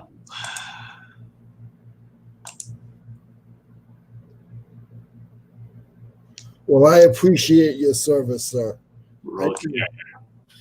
I appreciate your service. Keep up the good work. Yeah, seriously. Do you drive? I forget what they call them now. I think they call them long life vehicles, like the typical USPS truck. Because those things, I don't think they have heating or AC or anything. It's like a metal box. And they have no name. There's no maker. Yes. It was like, how do we make something that moves from here to here as cheaply as possible? And that's what they did. They're all aluminum, so they get scrapped out after. That's crazy. Literally looks like it's made in some metal shop class by some 10th grader. Hey, let me tell you something. They hold up though. Yeah. If I could get one of those, I've heard you can, but then you'd have to strip it because obviously you can't. So the bigger ones you can. The smaller ones they don't sell. Oh, that's right. Also because it's where the steering wheel is too. Yep. I have. This is not a mail truck. You can't. You're not allowed. It's on. Am I on mute? No. I have one. This is what I have. My real vehicle. Okay. Well, that's based on I forget what it's called now. It's a Transit. Mine's a Transit. Yeah. It's a small Ford Transit Connect. Gotcha. But mine's red. How much height do you have in that? I want to say 4 to 4.5 feet. That's not bad. So you know about pickup trucks, right? A little bit, yeah. The normal pickup truck. I mean, you say, half ton. Yeah. That little van can do 3/4 of a ton. Nice. Because they made it as a work van. Got it. So like painters use them a lot too. Yeah, and you can the newer ones they cut the top like 9 inches and they're not that big. Mine is a 2013, and the wheel wells you could fit. They did it so you could put a pallet in it. You literally can fit a pallet in it. Yeah, that's perfect. Yeah, and it's. I mean, I'll tell you, I can load that bad Larry up. I'll send you some pictures. Nice. Did you put a base on there like you do on a pickup? Like I forget yeah. What did you say, Mo? Did you put a base on it like you do it like for a pickup truck, so you can make it like hard plastic on the inside of it, or is it metal base on like on the inside? Is it carpeted? No. It's a commercial vehicle, so there's no carpet. Okay, all right. Mine has a rubber. Right, I got a rubber floor, but there's no carpet. The reason I ask is because it's weird because when I did the shipping, we would always get carpeted vans on purpose because we would have fragile stuff. But we would get, I shouldn't say carpet. It's like industrial commercial grade carpet. So it's kind of soft, but at the same time, it could take a pallet jack. It's, that kind of stuff. Oh, Rosie's calling. I'm in closet. I'm in Vegas. Michael's in South Mississippi. At least no ice or snow. Yep, it's an LLV. He drives an LLV. That's cool. That's cool. But so that's I use my own vehicle. An LLV. Yeah, long life vehicle. Oh, okay. So yeah. So the rural carriers, they can use their own, because I know a lot about the post office, so they can use their own vehicles a lot of times. So that's depending on where you are, that's a good gig, to be honest. Rural carrier, it's hard to get. At least around here, you can't get that job because they keep that position. There's a few of them, and they keep it for like 30 years, 40 years.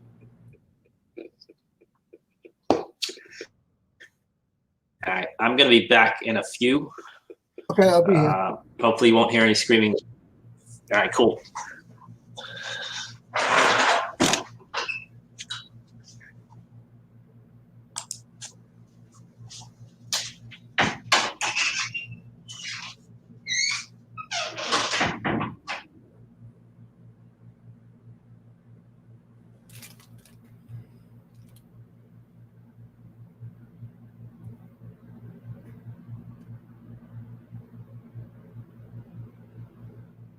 You get paid mileage. That's cool. In not their vehicle, in your own vehicle, right?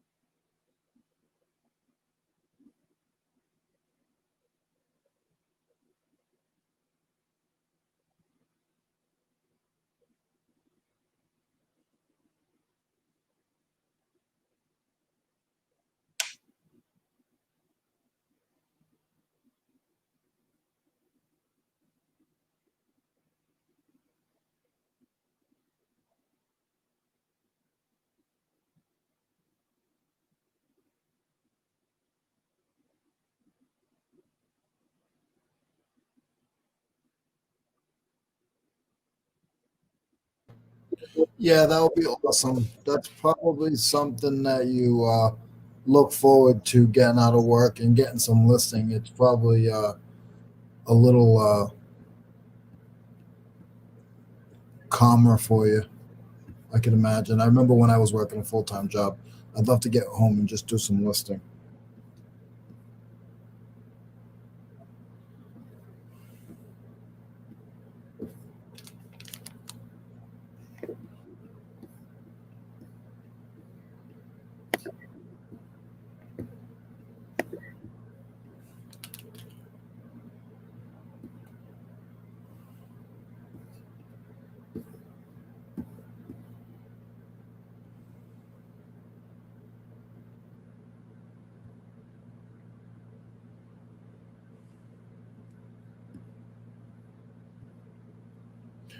How many listings, Michael, do you have in your store?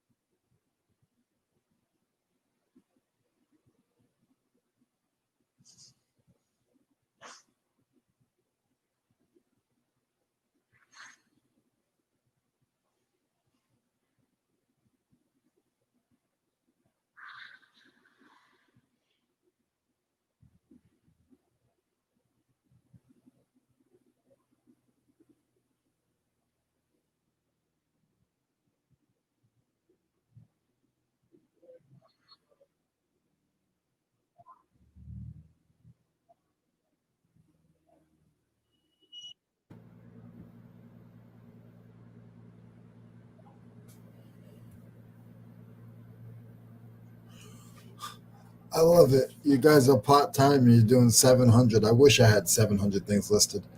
I, I only have, I'm working on 350 and I'm full time. But my sell through, I think, is pretty good. I have about 350 sold in the last 60 days.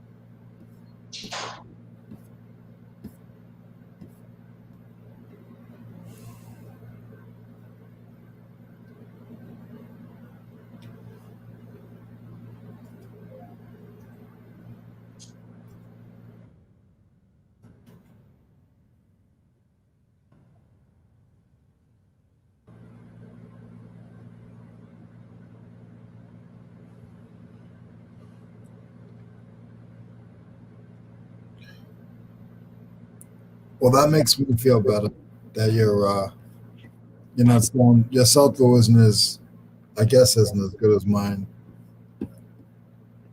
And I try to list. I list a lot, but I try to do about 10 a day, 15 a day on top of shipping and cleaning stuff. And I also do flea markets as well on the weekends.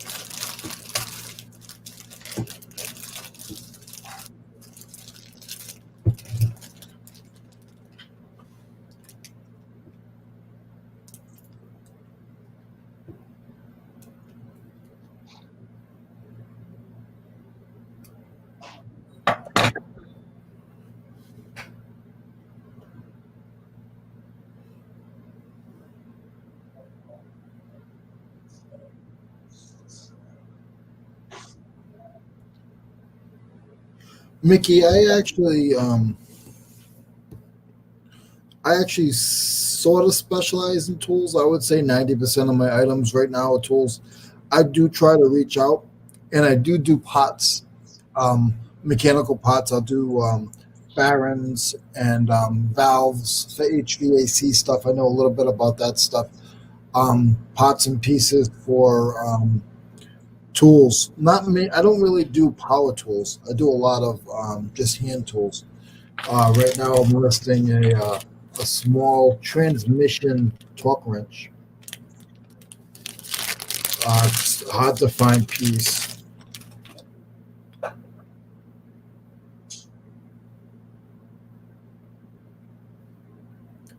think it's a 3/8 drive.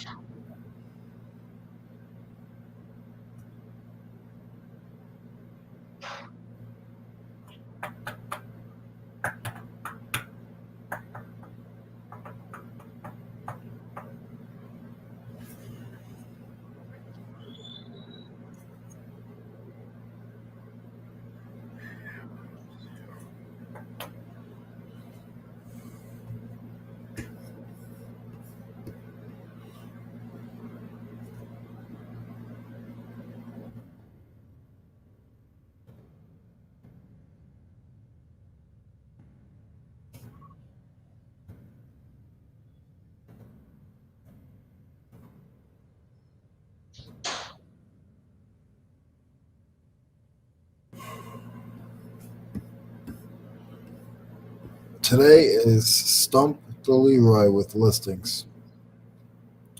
I'm not happy about this.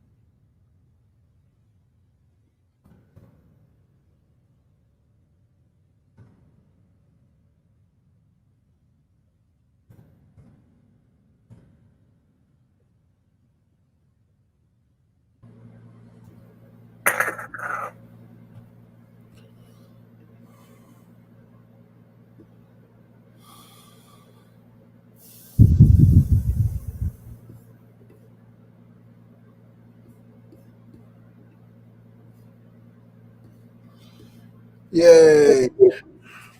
Okay, finally found it.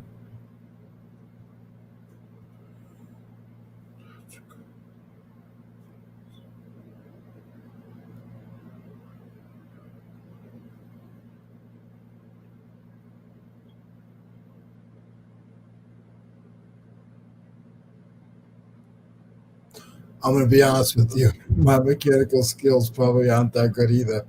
But being around the tools a lot, it actually it actually just made me a little more wiser when it comes to a lot of this stuff.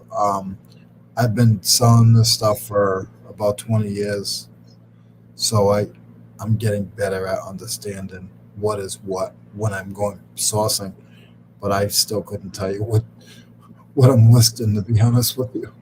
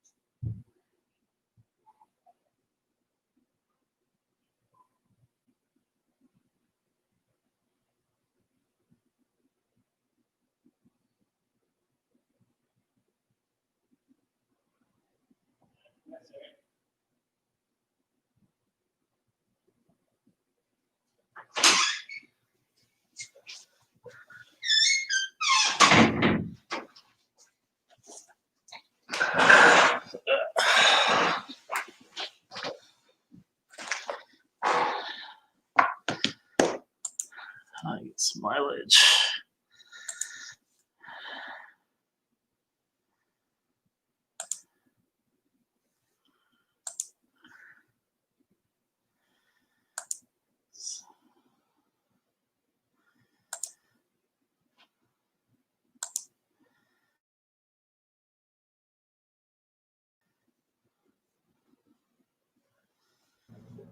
Breakfast done. They got shoes on. They're all ready to go to school. Yeah, well, it's funny. When I go up there, my daughter's ready to go. She's changed. She's made her bed. My son, the opposite, still in bed. Hey, Michael. Yep, I'm back. And he's the one whining. So if you heard anything, it was probably him screaming and shouting. And he's the older one too, which is funny. I just muted you so nobody will call on you. No worries. Appreciate it. It would have just been him whining, saying, "Hey, I don't want to go. I need to sleep a little bit more." Yeah, I don't want to go to school. You're not going anywhere. Go in the other room. Going 5 feet. I mean, come on. Ridiculous. It's not going to school. I mean, that's what I kept saying. I know maybe it's boring now, but enjoy it while it lasts. It's not going to last. You're going to have to go out in the cold and actually walk to school. Yeah.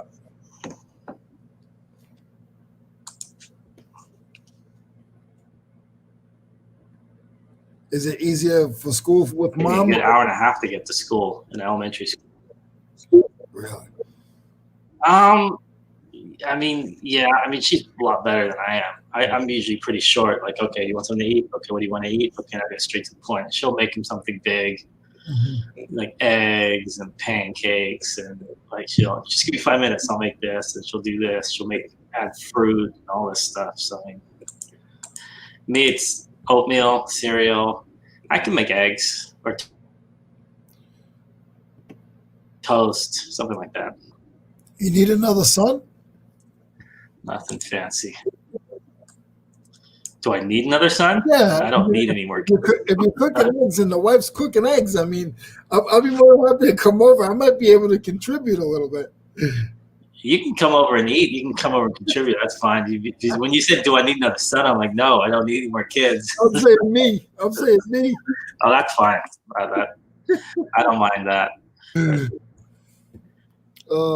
Because I'm always trying to people say to me, "Oh, you give my just kids away." Like, people say to they're me, good kids. They say you just got married a year ago. You're gonna have a kid. I'm like, I'm 45 years old. Are you out of your mind? I would never tell anyone to have kids. Like I have some friends. I remember years ago when the first friends, like the first group of friends that I had that got married and they started having kids. They're the ones that kind of like preaching everywhere. You got to have kids. You got to get. I'm like, no, I would never do that. I would never tell anyone else to have a kid. I would never tell them, do what you want to do. I mean, don't do what you want to do as well. Wow. So I mean, have a kid if you want one. If you don't, then don't. There's too many kids out there as it is. How much longer do you think you're going to be on? I have, to be honest, today my day is pretty wide open. I don't even have to do much shipping. I did most of it yesterday. So I'll be on and off for a while. So if you want to go or come back, if you don't, I'll be here for you. I was going to throw a shout out on my Instagram. Oh, okay. Yeah, I'll be on here for a while, at least 2 hours at least.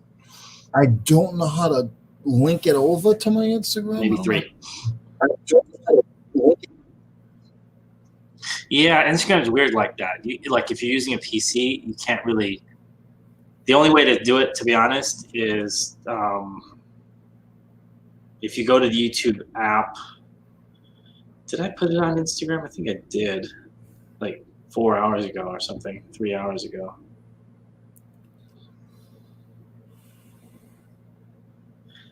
Yeah, I think I put it on Instagram.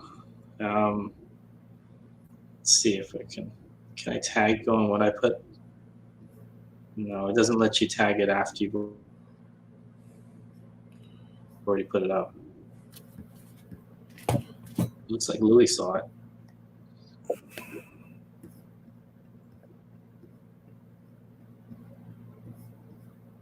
To be honest, I'm so lazy. Usually what I do is I take a picture like this and I'll just do a new Instagram post. Okay. That's probably the easiest way to do it. I'm sure there's other ways that people do it that's probably the wrong thing, but oh well. I can do it that way too. I appreciate it though. Thank you. Yeah. I know normally Louis would be in here, but he likes activity. Louis, yeah, he's always on the go. Let's just keep it at that. Like I said, I don't like to talk about anybody. So but he does. He likes that activity. He's always moving, always on the go. He's always got a good story.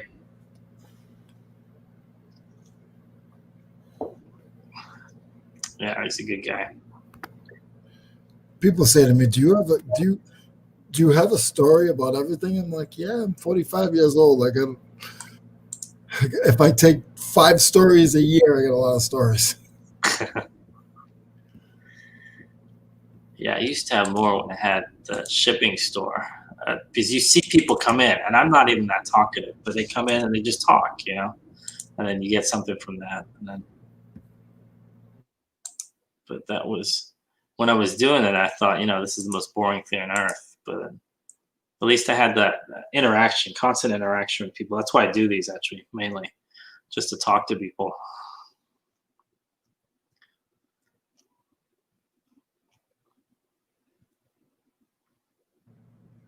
I have when I put my hand up, I have my other phone so I can hear you, even though Oh, no by worries. okay. No worries. I'll just keep like I'm kind of getting used to talking. Cutting you out. I don't want you to think I'm cutting you out. Nah, nah, nah. Don't even worry about it. Even if you have to mute or whatever for whatever reason, just do it. You know, I Don't. think you know the deal already. When I put my hand on my mouth, that means I'm listing something. Yeah. Yep. Yeah. If I'm muted, it's probably like one of the kids is going crazy, screaming about something. I wish I had the. I hate to say it this way, but I wish I had the smarts some of you guys have because if I could spell, my listings would go so much quicker. But because I have to talk everything through because of misspelling, Mm-hmm. it's a little more difficult. Nah, do what you have to do. I know other people that do the same thing, and it's a efficiency thing, and they can get it done faster too. So you're not the only one using that. My daughter uses it to find TV channels too. Oh yeah, Yeah, and it's because once you get used to it, it's just faster. mine's because of the learning disability. It's not because mine is because I actually have issues reading and But writing. even that though, it gets you to do what you need to do. So that's Yeah, cool. That's and cool. that's one of the things I'm afraid. Like if I had my own channel, like reading the chats, some of the longer chats, I I have a hard time reading them, If you and like I have to scan them and skip through stuff. nah, don't. You're great with the chats. Have you seen how bad I am with the chat? If you weren't here, I would have missed 99.99% of them. Yeah, I brief read it, and I just try to comment the best I can on that. And Nah, if anybody in the chat is listening to this, that's just how I am, and I'm a very forward person. I'm going to tell you guys how it is. So you want to look? Nobody looks at me different, but if you wanted to, I'm 6 foot, 280 pounds. Give me a call. 6 foot, 6 foot, 265. But there you go. the 280 sounded better.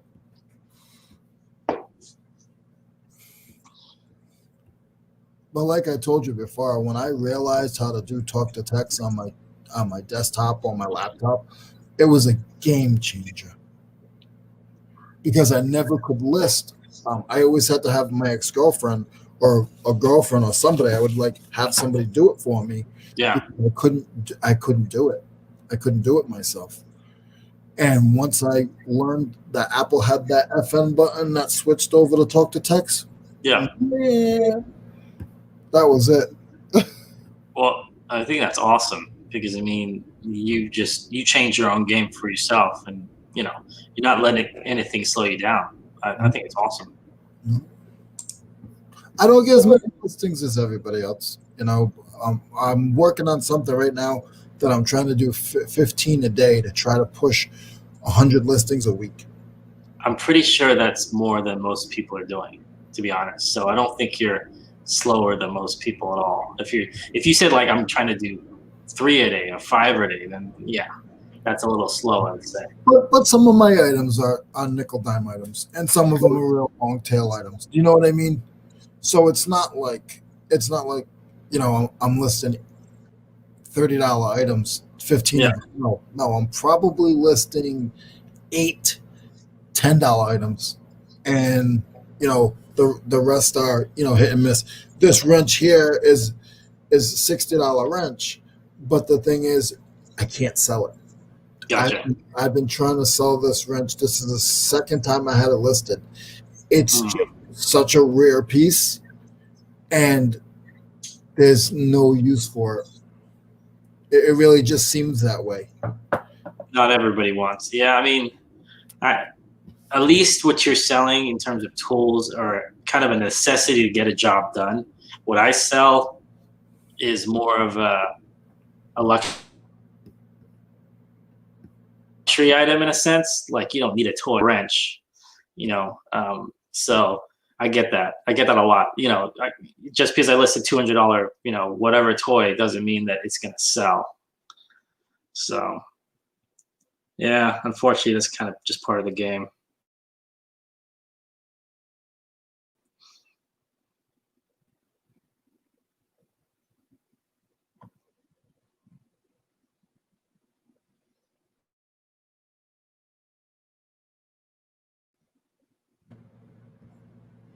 My wife just texted me.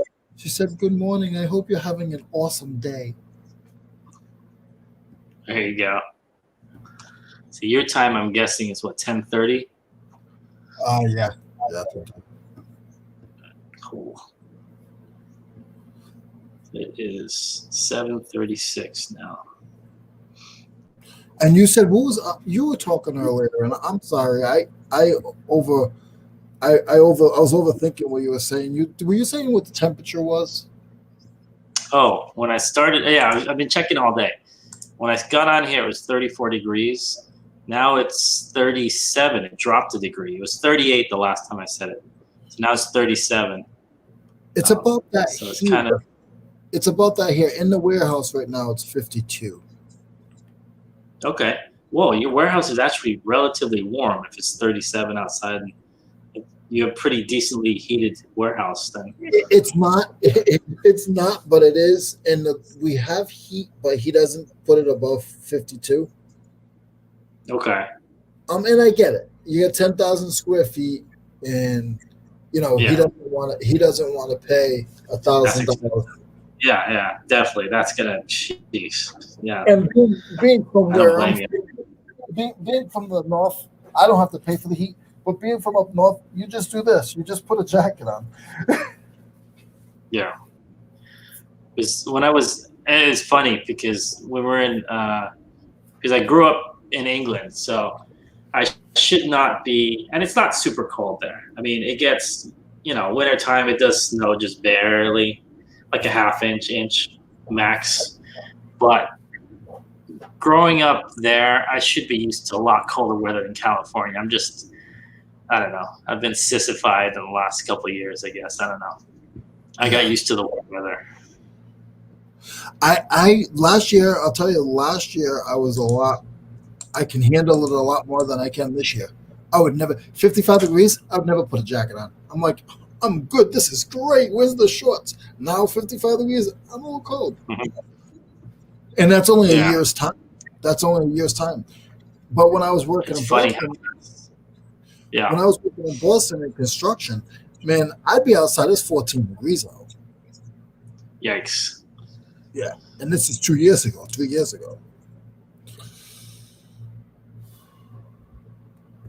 So I could deal with 32. I remember when I first came to the U.S. from London, it was 32. Yes, I mean you're on the border of snow at 32, depending if it rains or not. But yeah, I don't know. I got used to warmer weather now. I like it in the 70s if I can get it there. 60s, 70s is fine. That's still short weather, but right now I'm not in shorts. No, I haven't worn shorts in a couple of weeks.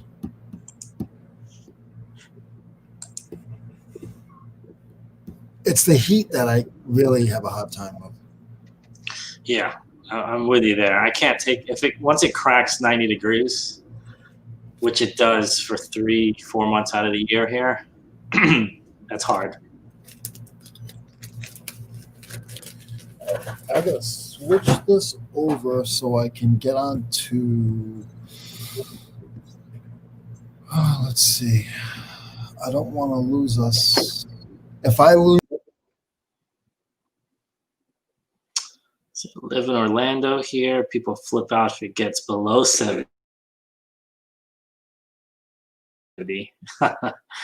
That's when the weather people say is the cold front is blowing. Really? The cold front is less than 70? Cold front I thought was less than, yeah. California, they probably say less than 60 is a cold front. I hate the cold. Give me 95 degrees of 90% humidity. I'm good. No, that's a little too much for me. I like 70 to 80, 85 max. And then, hey, he's back. And then, yeah, 90% humidity, that's a little much. Humidity is, I don't know. Well, you could take that humidity. Is it what? I said you could take that humidity. I go up north in June, July, and August. I go up north for like 3 months. No way, not yet. I can't handle it yet. It's hard to breathe. I mean, yeah. I mean, what about dry heat? Like, have you been to like Vegas, Arizona, places like that, Texas, super No, dry heat? I don't think I'd like it. That is probably even worse. I'd take humidity over dry heat. Like Vegas, they have dry cold too, which is weird. Like it could be like practically snowing, super dry. I don't like that either. Mo, can you drop that capture so I can take a picture of us and go it on Instagram? Drop the like drop my head down or No, the message. The message in your face is right in the message. oh, right here. Right here. The camera's too low. I think move it up.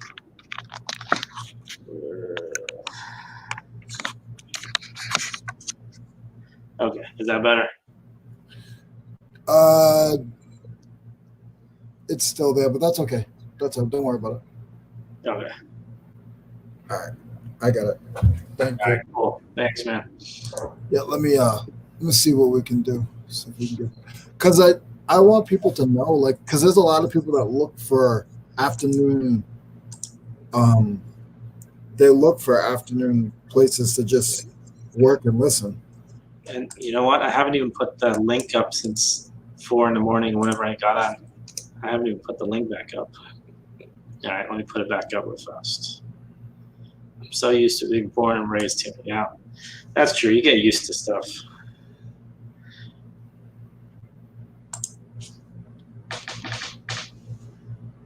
Guess I'm used to California weather now.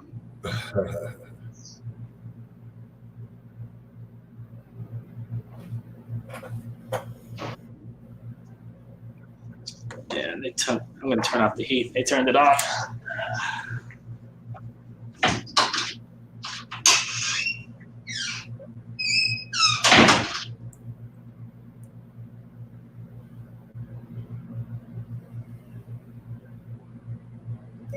Hey, everyone.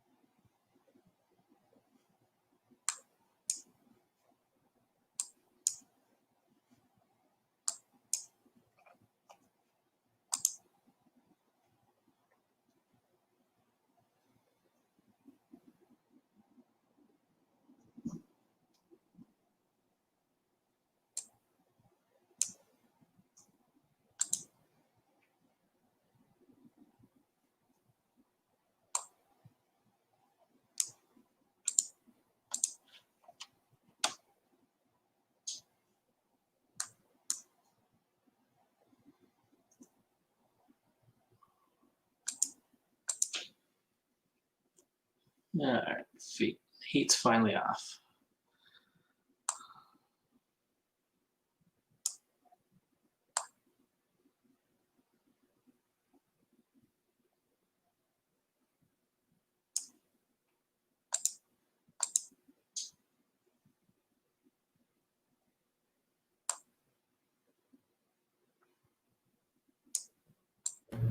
Let's see, Mo, if anybody likes me. If I can get 2 people off of my Instagram to come join us. There you go.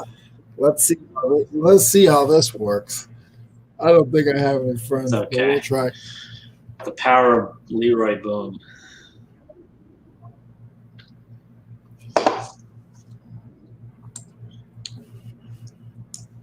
You should turn that into your catchphrase though. Boom. Like that. Who's that guy that used to be a cook? Emerald something. That was his catchphrase, I think. Oh yeah. Put some pepper on something. Boom.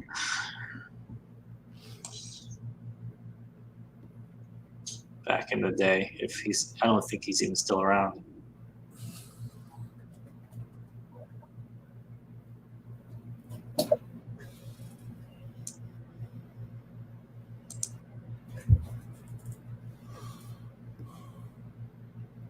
Good morning. How's it going, man?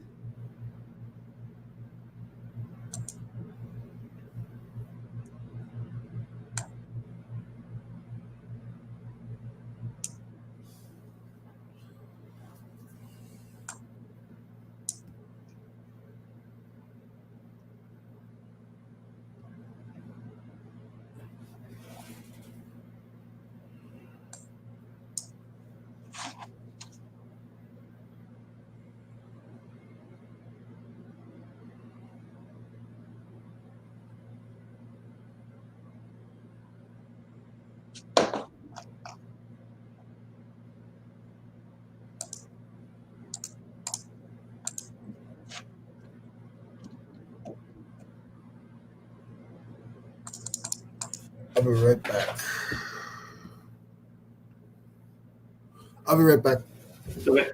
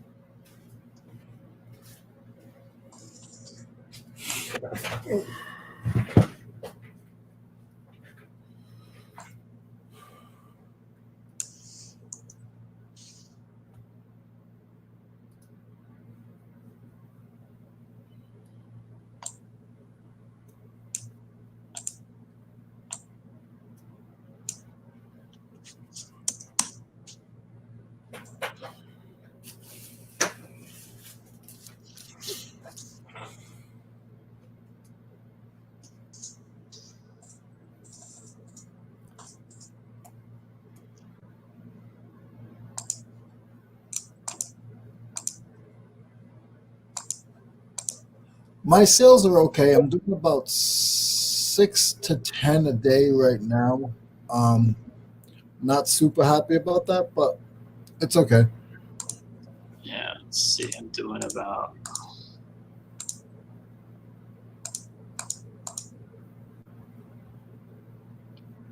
Yeah, I'm just below that actually. I'm like at 5.9 if I was to average out the entire month. They fluctuate though. Like sometimes I have like 3, and the next day I have 12 or something like that. You're doing 5 to 9, you said? Average. I just did a percentage. It's like 5.9 if I was to average out the 90-day average. But then again, it's higher in the last month, obviously. And it was probably lower, I don't know, 60 days, 80 days ago. Yeah.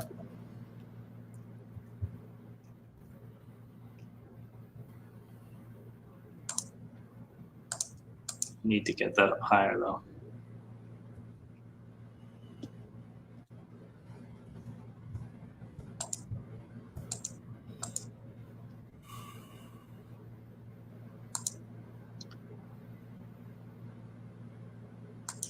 How far is Lake Tahoe from me? Not far.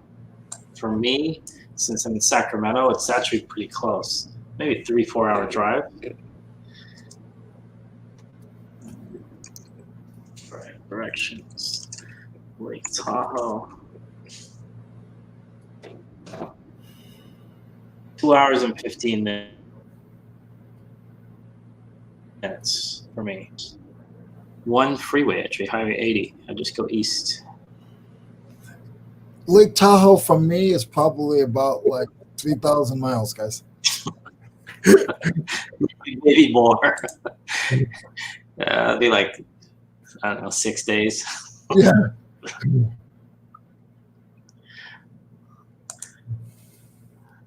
I'm not too sure how far it is from me. And you're all the way, you're south now too, so you'd be kind of going this way. Yeah, I think Rhode Island. I think I was both. Like if you look at like a box, I think I was in the corner on both. You know what I'm saying? Yeah, So like if I was in like DC, I'd be like straight. But yeah, in Rhode Island, I was up a little bit. And same thing with North Carolina. I think it'd probably be longer from Rhode Island. To be yeah. honest with you.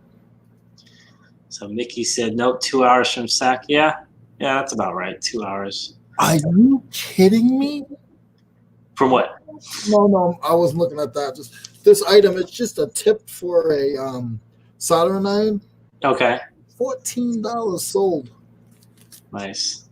I mean, that's not a home run, but it is when you think it's worth 50 cents. And if you can keep getting those too, that's money. I mean, like I said, all these companies, they make their money on less than $20 items. Mhm. See, Mickey used to go there all the time growing up. See, from Sac, yeah. See, I'm used to driving to Tahoe from the Bay Area, so you have to tack on another 90 minutes or so. But yeah, Reno and Tahoe are not far. We drove to both. Have we gone there both from here? Yeah, I think we have. It doesn't take that long. And right now, Tahoe has snow too, I think. Snow report. Yep, 13 inches. Is it? It's not snowing by you, right? Is it, Leroy? To be honest with you, I did get an alert on the phone that said light snow, possible. Nice. For me, I'd have to drive at least an hour and a half to get to snow. Like, you don't have to go as far as Tahoe. You can places like Truckee, not too far. What area of Sac do you live in? I live right below. Technically, it's South Sac, but it's not as bad. I know where Carmichael is. That's where it's kind of. My aunt used to have some daycares in Carmichael, Fair Oaks. That's a nice area. Nice houses, older neighborhood, nice big lots. We used to get to Tahoe in under 2 hours. Yeah, you're a little bit closer. I'm pretty much on the borderline, on the southern end of Sacramento. So you're probably like 15, 20 minutes north of me.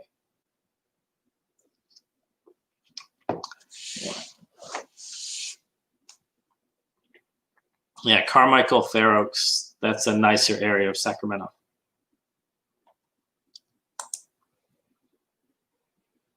This is all gibberish to me. It's pretty much gibberish to me too. I don't really know the area that well. Especially this year, not really driving around that much. I kind of felt like this is like the lost year.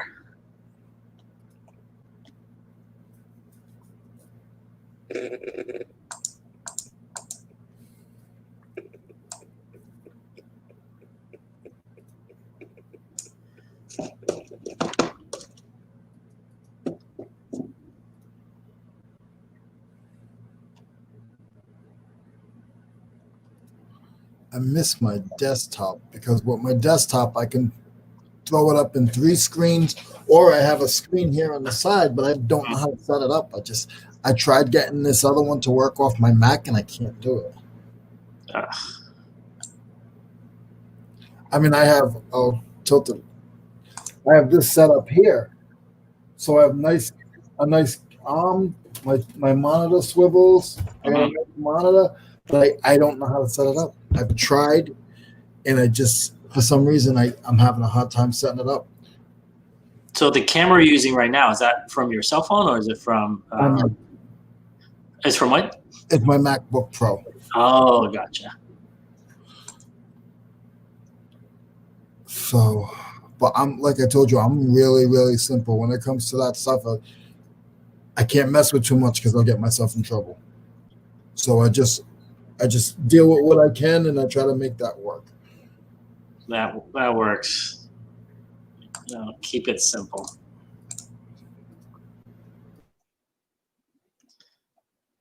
Yeah, Tahoe sounds good right now, actually. but I don't think we're technically allowed to go. I don't know how they're doing that with ski lodges and all that. I don't think we're allowed to go up there. I don't know what the rules are, but I think we're not allowed to go up there.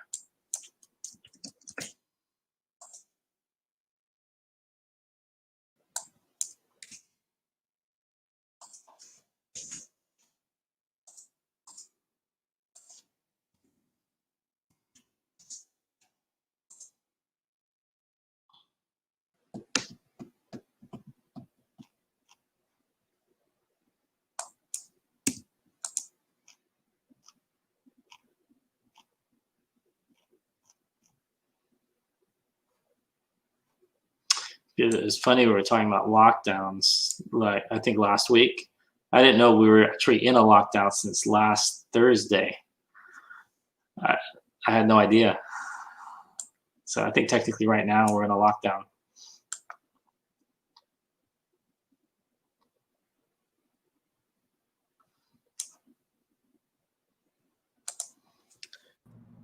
You're thinking everything's normal, just doing your You can regular still go routine. everywhere though, Mark. Yeah, I had no idea. I think we talked about this last like Friday, and Friday I think we were already in a lockdown. I had no idea until Saturday. I don't watch the news, so that's part of it. I don't watch the news either. It's just a headache, so I just don't bother. I might as well list this other one. I get two. Yeah, I'm probably gonna have 20 already done. I got 6 so far. Well, I've been doing a lot. I've been on for a lot longer than you have, so. But I got my pitches done for another. I got 3 more pitches are done. So We're all getting there. yeah, that's it. Little by little, you know.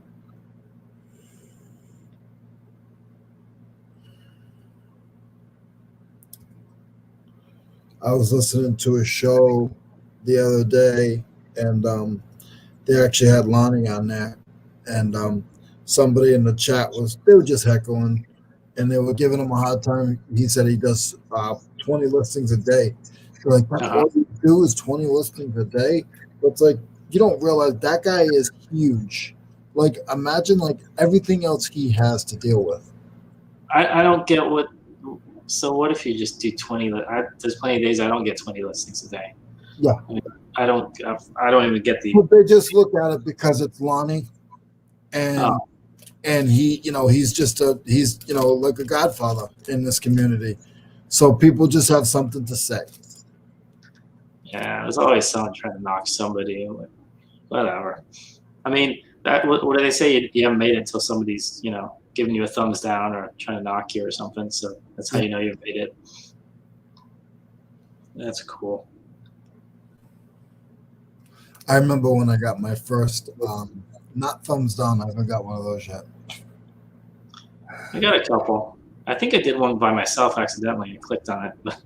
When I got the first negative on eBay like 100 years ago. Oh yeah, okay, that's different. I was devastated. You thought somebody stole my cat. Yeah, I mean, no, that's different. Getting a negative on eBay yeah. Like I said, I don't even like getting a neutral. But negative, I had one of those I couldn't get rid of for a year. That stung so badly, and I tried everything. Didn't go. 12 months, it stayed there. Ugh. Yeah, thumbs me down online. I don't care, but don't give me a negative on eBay. You're gonna make me cry then.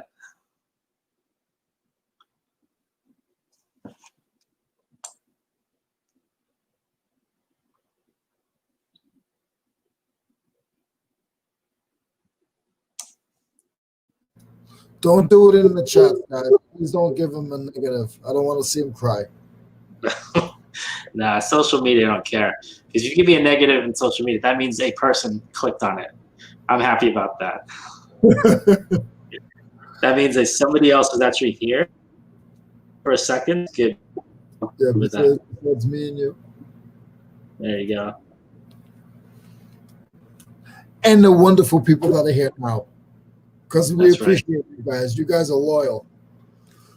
When we have like 25 in the chat one day, Yeah, I'm dreaming. That'd be good. This is 5. I think this is the most I've ever had watching at one time. don't leave, guys. Don't leave.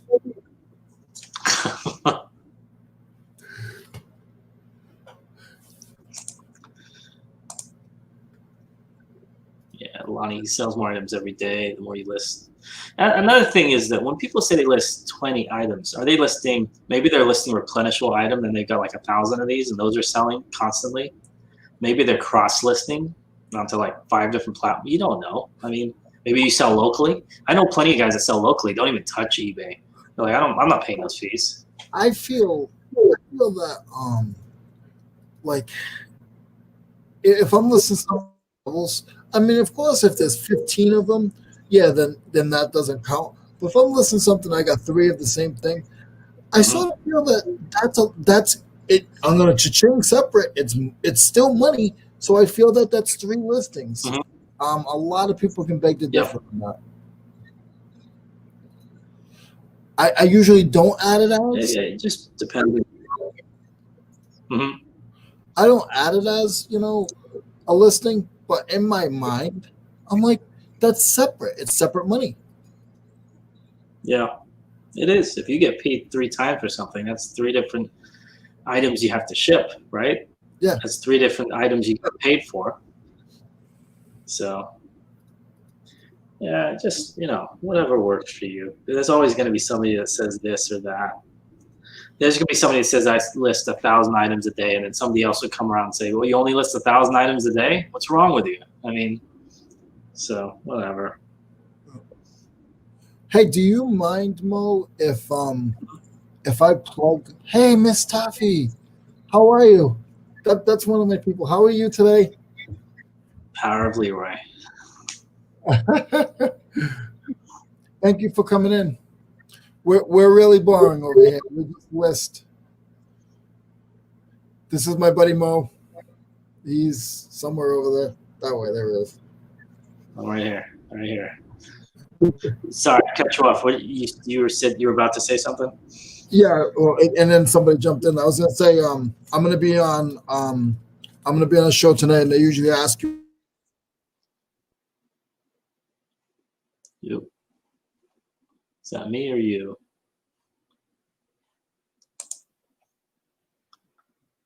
I'm doing great.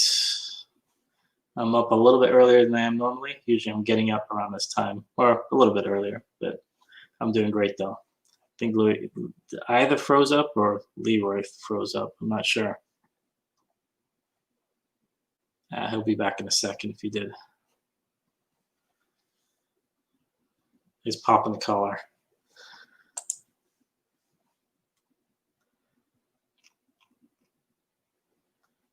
Yep, today's actually pretty good. I think I'm up to not 20 listings, 17 listings, I think, so far. That's pretty good for me. And I think Leroy was going to say he's on, he told me earlier, actually, he's on Derek's channel, I think, today. If it's Wednesday, then I think he's on Derek and, you're in Derek and Regina's, the Hump Day live hangout. Right? Yeah. Because I watched that the last couple of weeks, so yeah. Yeah, no, I'll definitely show up to that. But I was gonna give a shout out for this when I'm on there, if you don't mind. Oh, I appreciate it. Absolutely. I mean, thank you. Yeah, Derek's a good guy. He's one of the few. That's in the young lady that's in the chat right now. She's a worker. She can go get a big time. Nice.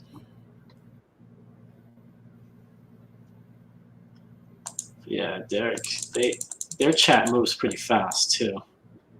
And he had he had an auction on Sunday too. So I checked out him and Louis did an auction on Sunday too. I think I don't know if he's going to do that every week, but that was pretty good. I don't know if I could do auction. I definitely have the inventory for an auction. I just don't have. I don't know if I have interesting enough stuff. Most of my stuff is like used shirts and some action figures. So it's very like if you're not looking for those things, I'm not sure if you'd be interested. Like I don't have a lot of I want, new yeah, I want toys to or say I say the same too. I would do more box lot stuff, but what I have left is just stuff that people aren't going to really. I don't want to bore your show with box lots of tools. to be honest, we should all be learning about box lots of tools because tools are what literally makes this country go around. You can't Listen, have don't tell my secrets.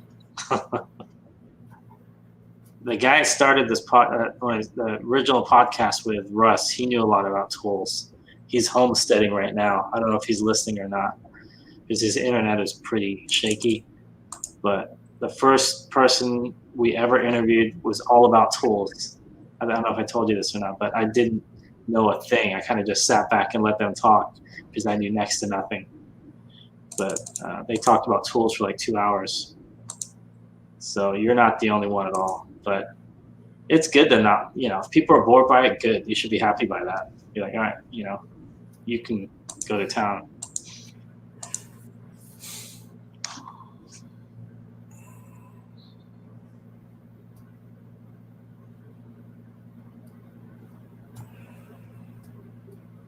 Still trying to set up my dashboard.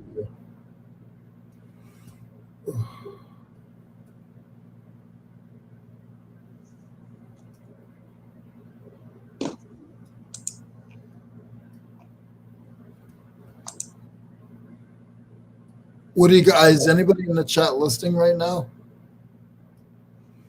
See, Michael's there. He's on the road. And then if Mickey's there, he's writing. I know that.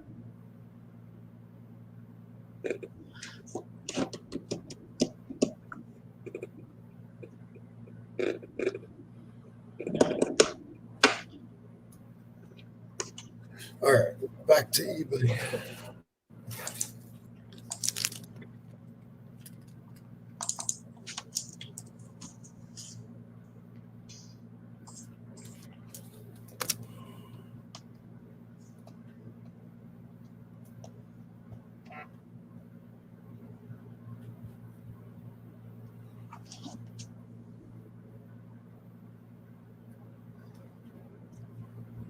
It's funny. Even I just got a message from my wife.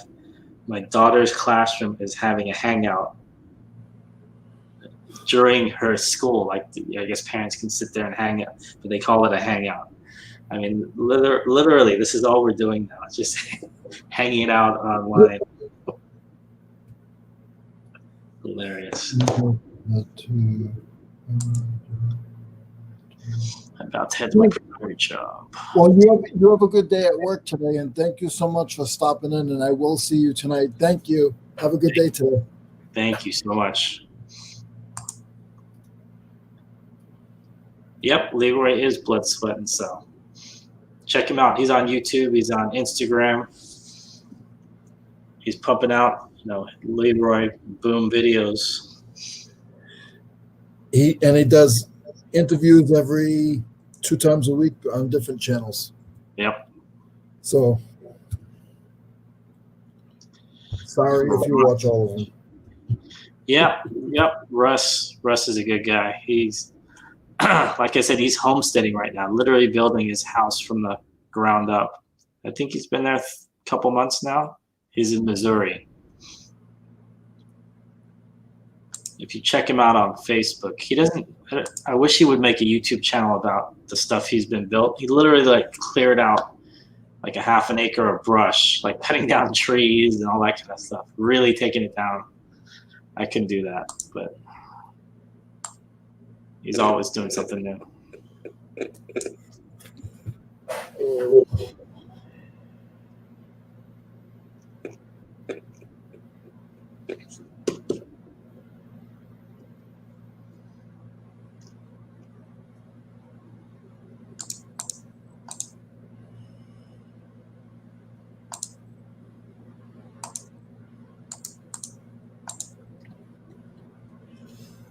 Elizabeth on Instagram. I'm not interested in you. You are showing too much body parts, and you have you have no content out, and you have like 8 followers, and it's all guys. So Is that one of those people that kind of just like spams your inbox? I get it all the time. Yeah, I get that on Facebook too. I mean, I guess they're basically the same company, but yeah, it's like, I'd like to contact you. Nah, that's okay.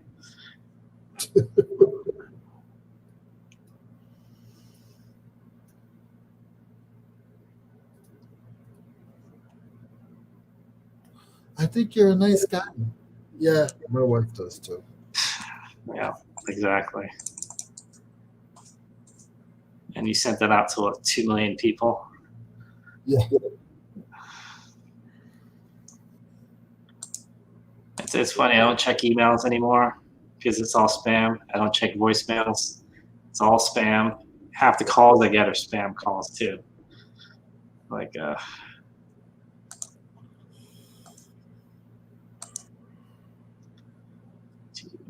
Berry College, Darlington Cross Country Invitational shirt for sale. I used to work there all the time when I worked at Berry College in Rome. Is that me? I have to look that up now. I don't even know what I have. A lot of these shirts I listed years ago. Do you have that many things in still? Not really. 1846 is on my main store. But you have stuff that's 3 years back? Probably. Wow. I wouldn't be surprised. I don't know if, maybe not 3 years. We're close to it. 2.5 years, something like that. How do you know what you did when? Do you have any idea? Well, you can look at when. Well, it has a rolling 30-day thing. If you let it relist automatically, it will show you the original start date. You can sort by that. That's one way to do it. But the problem is, a lot of times I'll redo the listings, so that's not the original date. It could have been like a year earlier or something. So I have a way that I do it, but it's not that way. Oh, okay. What I do is when I do my listing. So when I do the price, right now I'm 46 years old. I just turned 46. Oh, happy birthday! Everything is 1346, 1146, 2546, and even with the shipping, it's $8.46. So then I'll know. Okay, I listed this, but I literally do like birth date to birthday, not year to year. So Okay. my birthday was November 30th, and I turned 46. So everything was 45. Now it just switched to 46. Gotcha. And then next year it'll switch to 47. So I can look at it and I can know by the change amount in the item when it was posted. Nice. It's weird, but that I just came up with that myself, and I like it. That's it. Yeah, that works because you're never gonna forget when your own birthday is. Yeah. I mean, that works for me. I mean, yeah, that's true. Because one other thing I used to use, I used to custom SKU, but I usually use that just so I can find the item. I used to also put like a little date in there, but then, yeah, it gets confusing when you put both the inventory tag and the date in there for when it was. So then it gets, yeah. So I don't always do that. Oh, I do the custom SKU too. Yeah. Gonna have to figure out a new system when you hit 100 years old. There you go. Oh, you're gonna have like the Y2K problem. No, it's still gonna be 100. Oh no, that's right. You're right. I guess I thought it'd be 00 and then 01. Yeah. 02, 03, 04. So when I hit 101, just come check me out. There you go. Oh, that shirt was in your inventory, not my inventory. No wonder I couldn't find it. Interesting.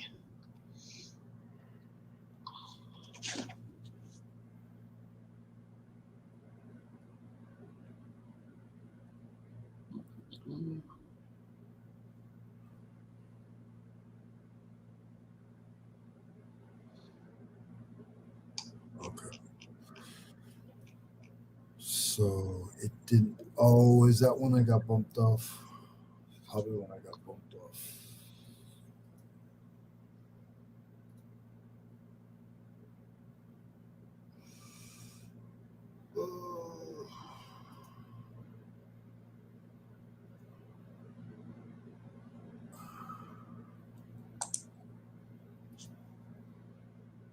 He said, "Oh, Mickey said if that shirt is still there when Leroy's 100, he'll buy it." There you go. Which one? The Steelers shirt? Yeah, it says the Berry College Darlington cross country invitation. Oh, yeah. Hey, what are you doing on my page? Not me, Mickey. No, Mickey's on my. He's on my. He went down dirty. He went down and checked out my store. There you go.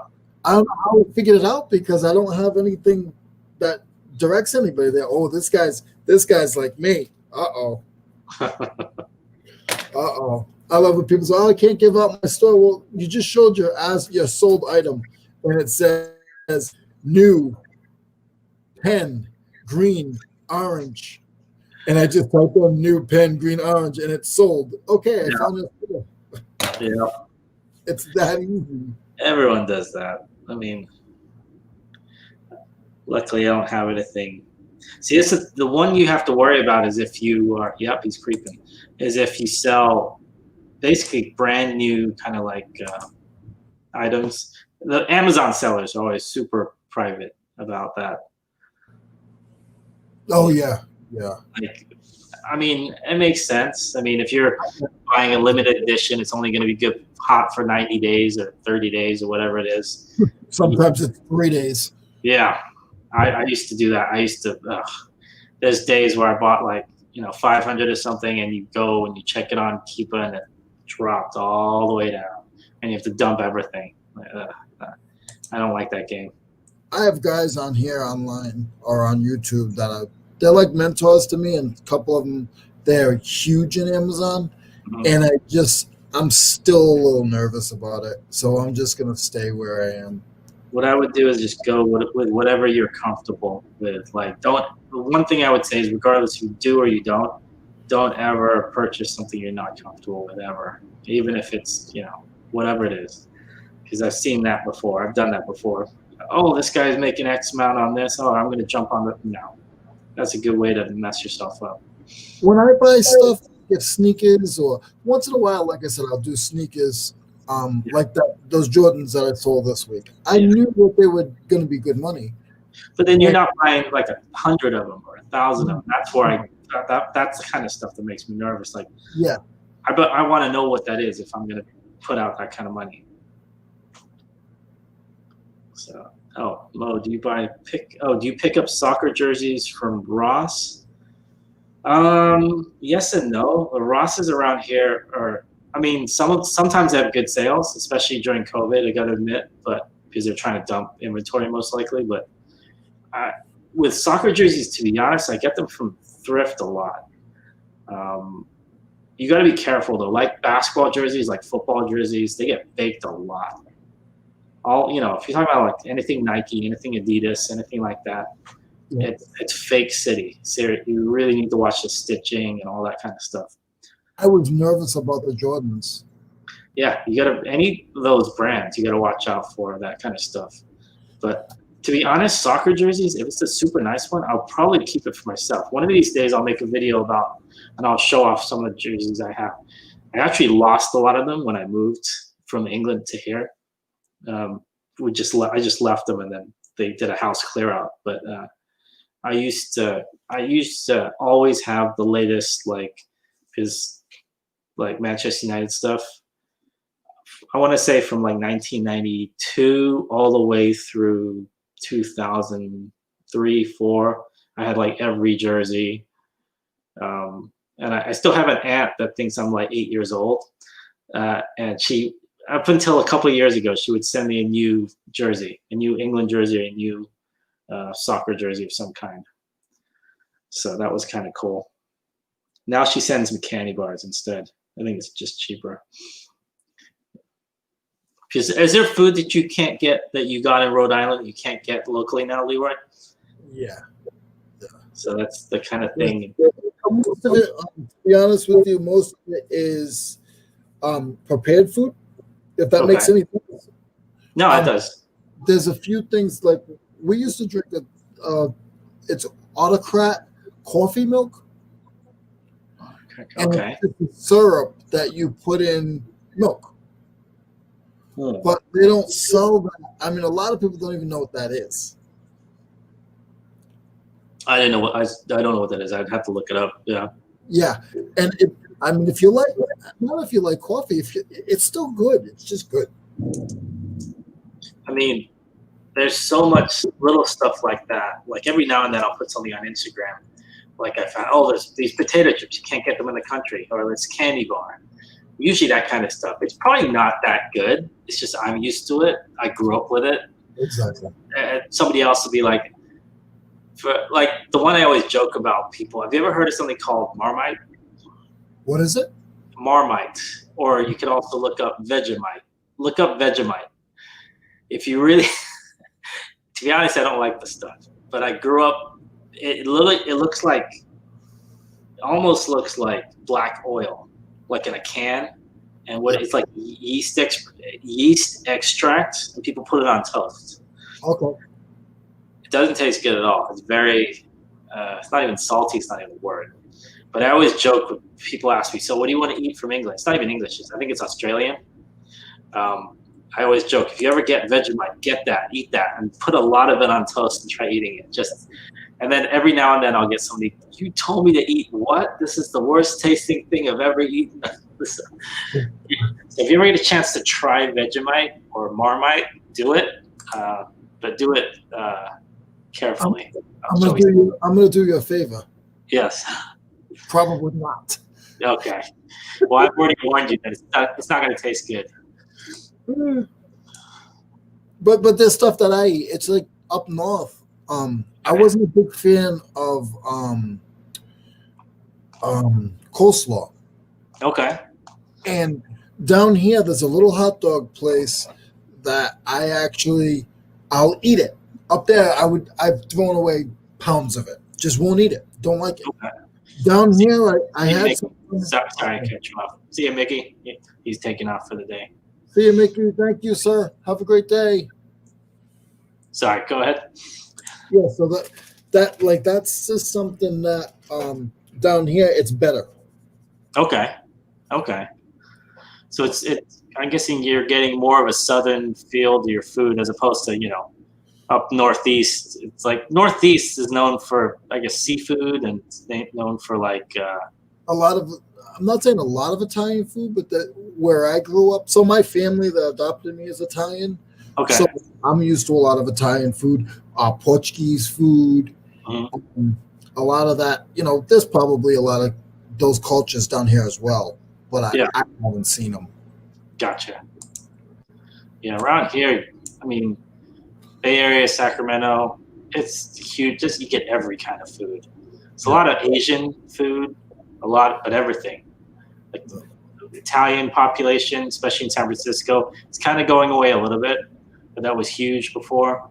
You can get it pretty much anything.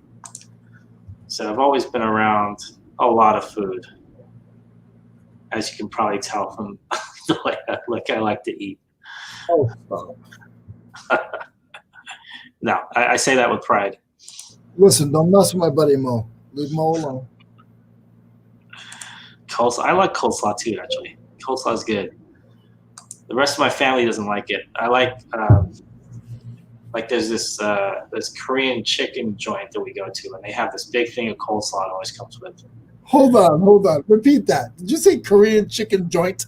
Yes, Korean chicken joint. Because I didn't grow up eating Korean fried chicken. You think of like Popeye, KFC, Church's chicken, something like that. But recently, I've been eating Korean fried chicken, which is kind of different. The difference is, I guess it's not as breaded. It's like they fry, and it's like you're eating the skin, but the skin's like marinated. So in your chat, if you have an M in your name, then you're allowed to be in the chat because we have 3 different M's over here. What's going on? There you go. Sounds good. It's like people are attracted to stuff that's similar to them.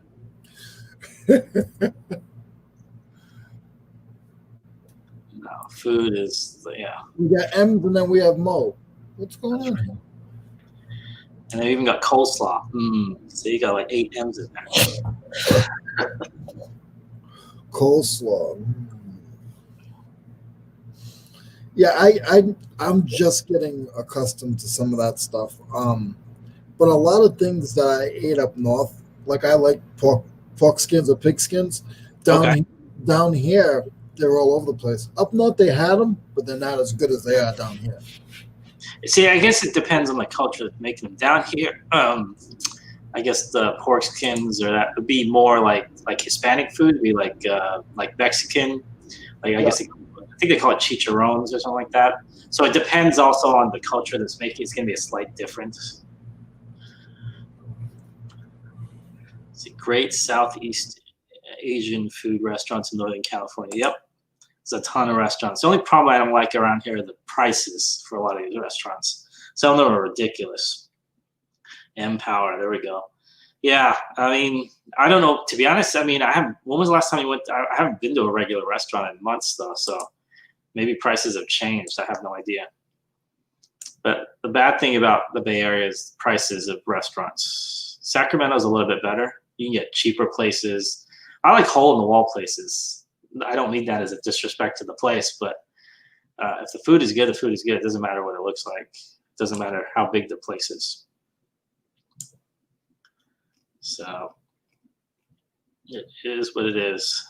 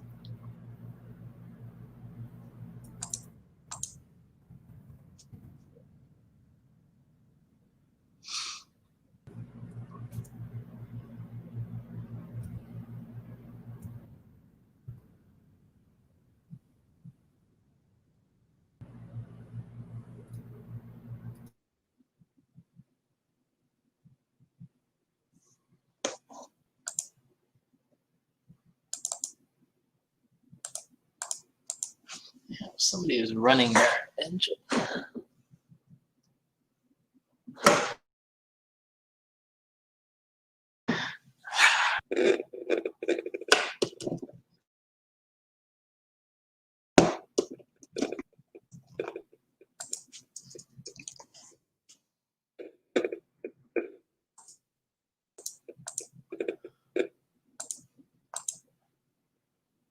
Somebody out there is running their engine and not in the car. I mean, these days you don't need to do that to warm up your engine. I used to do that. My dad used to do that when I was a kid because it was a bear. So, but it's been at least 3 minutes out there.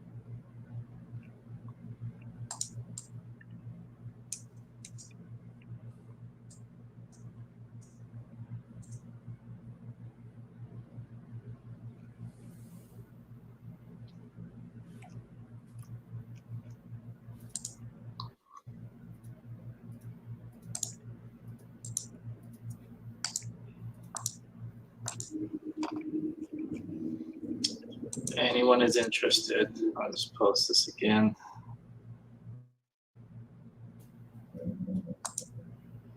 Yeah, prices are high because the rent, yeah. I was reading about that today. They have these rents in San Francisco for like 1-bedroom studios, 3, 4, 5 grand a month. They're getting cut in half now because people are just exiting San Francisco. San Francisco's had a problem for 15 years already. Just ridiculously crazy prices. But people aren't working and you're not even allowed to go to work, then I don't know how they're going to sustain that.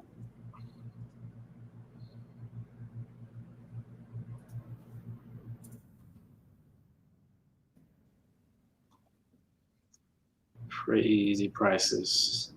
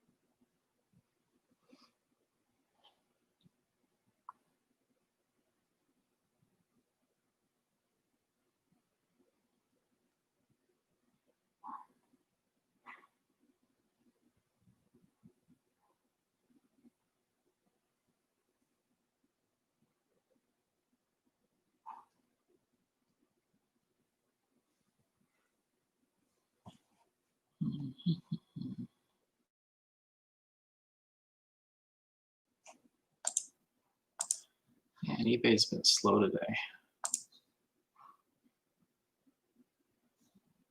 Still waiting for my first sale today, actually. It's already 8:30. Goodness. Let's check out Amazon. I got 3 last night. I think I got some late last night, but Yeah, me too. nothing yet to Yep. deal. Mine were between 2 and 7 this morning. Yeah, I can't tell when these came in. Amazon, I have 3 in FBA, but nothing I have to ship in. How many items do you have in I don't Amazon? have much there anyway. I have maybe, let's see here. That's a good question. Let me go in and find out. I'm guessing between 400 and 500 combined between FBA and 463 products. Some of those could be out though, because I think it includes inventory that has 0 quantity. So maybe I'll overestimate, say 450 right now. Really? And it's, let me see how much. Let's see, 194 I have here at home, and everything else is at the FBA warehouses. So like 250 at the warehouses, 194 here at home. And I'm sorry? So, I mean, I don't know how to ask you this. I guess I'll talk to you offline. One day next. No, I mean, it's in terms of how do I send them in? No, There's 2 different ways. What category are you in? Like I don't want to know what you're selling. But like is it? Yeah, my stuff is not like super high toys. I don't mind. Video games is the biggest thing for me. I have some systems, mainly video games. Is it new stuff or is it used? Both. With Amazon, I kind of just go by the deal I get. because I'm very limited because they limit brands, they limit this, they limit that. So I go by the deal. If I get something that if I'm allowed to send in, then I do it. So a lot of like I have a lot of used video games. I'd say that's the biggest thing. Used Xbox, used PlayStation, used Nintendo stuff. I used to have a lot of like VHS that I would send in, literally because I would get it free. I don't do that as much anymore. I have maybe 20 titles left because they sat too long. And before, Amazon used to have a thing where you could have one of whatever, and they don't charge you for the storage. Okay. Now it's been over a year, maybe 2 years now that they charge you for every storage on every single item. So you can't have stuff that sits. Yeah. When you first put in, if you don't mind, I'm so gonna for me, I'd say 90, maybe not 90, like 70. Sure. Go for it. No, continue what you were saying. We have a lag, so that's why I keep cutting you off and not knowing. It might be internet. Once it gets to it's 8:30, I'm guessing more and more people getting online right now. So it's probably my StreamYard because I'm running the StreamYard. So I'm guessing that's it. So no, go ahead. What question did you have? So when you first got into it, did you find a coffee cup and you said, okay, you looked at it and you said, okay, they're whatever the numbers. I know you can look up that app, and you said, okay, so you bought 60 of them, just say, and you sent them in. Did you do something like that, or did you start doing used things like that? I've been watching videos and stuff, but I'm just really confused. Okay. The easiest way, and it's still the easiest way, is to scan. You sign up and you understand like there's the two accounts, right? You got what they call the pro account, which is if you pay I think it's $40 a month still. It means you can list unlimited items. Okay. And they don't charge you a per item listing. But if you don't have that $40 a month, they charge you like $1 per item you list. So that's why if you're going to list more than 40, in a month, it makes sense to have a pro account. The way I started, and this is, you got to keep in mind, this is 2014-ish, somewhere around there. I literally started by scanning. I go up to this scan, and a lot of stuff wasn't gated though. So like the brands weren't gated. They didn't have any of those issues. I couldn't ever do DVDs, so I went straight to video games and board games. Two categories that are still pretty wide open, to be honest. And I would mainly do used. Like I go to the used video game section, scan. So like I scan, here, I'll do one right here. These are actually two. All right, these are actually two Amazon returns. And you can see it's a return. I don't know if you can see that. Can you see that label right there? Yeah. So this is actually something I sent to the FBA. It got sent back to me for whatever reason. So usually I would just go into the store, you just have your Amazon app on your phone right here. If it loads, if it wants to load. And then you just go in there and scan it. If you can't scan the front, you can scan the front usually. Like I just scan the front of it because I have that sticker over the barcode, and it just pops up right there. I don't know if you can see that. It's going to be too bright to see. Okay, yeah. So basically, this popped up. So then you can see, okay, this run has sales rank of 19,182. That's the best. The lower, the better. So actually, there's one that was 17,000. So you go through. There's usually more than one listing for everything because people make them. Like people that are restricted will make a listing just to get around that, which is not a good idea. So whatever, you go in and then you just click on sell, literally. It's just that simple. The picture's already in there, so you don't have to put a picture in. That's what makes it easier. And if you're selling from home, like merchant fulfilling, that's what they call it, you can go in and literally go through like hundreds of these really fast, way faster than listing on eBay. The reason I don't do it as much is because of the brand restrictions. One thing, just so because I know you're in tools, I've never sold tools, but I do know people, and I saw a video of I'm blanking on her name. She's a YouTuber. She does car Parts, I think. Stay-at-home mom, something. Hustle and Home Mama, one of those. Mom, grab. She's like a lot of, yes. Yes, that's her. So I think she does car parts on Amazon. Obviously, if you can do car parts, I'm guessing you could do tools too. So you may actually be able to sell a lot of your used tools. Oh, you know who used to do that? Have you ever heard of his last name is Green? What is his first name?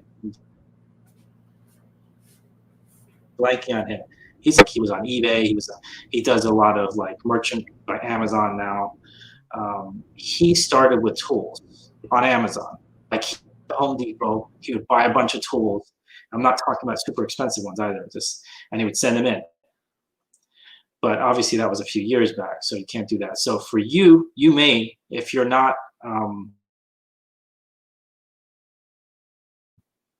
restricted in those brands, I don't know if they're restricted or not, you may be able to do that. So I'm not sure if I'm answering your questions or not, but getting started, I would start by scanning. Oh, I can't hear you.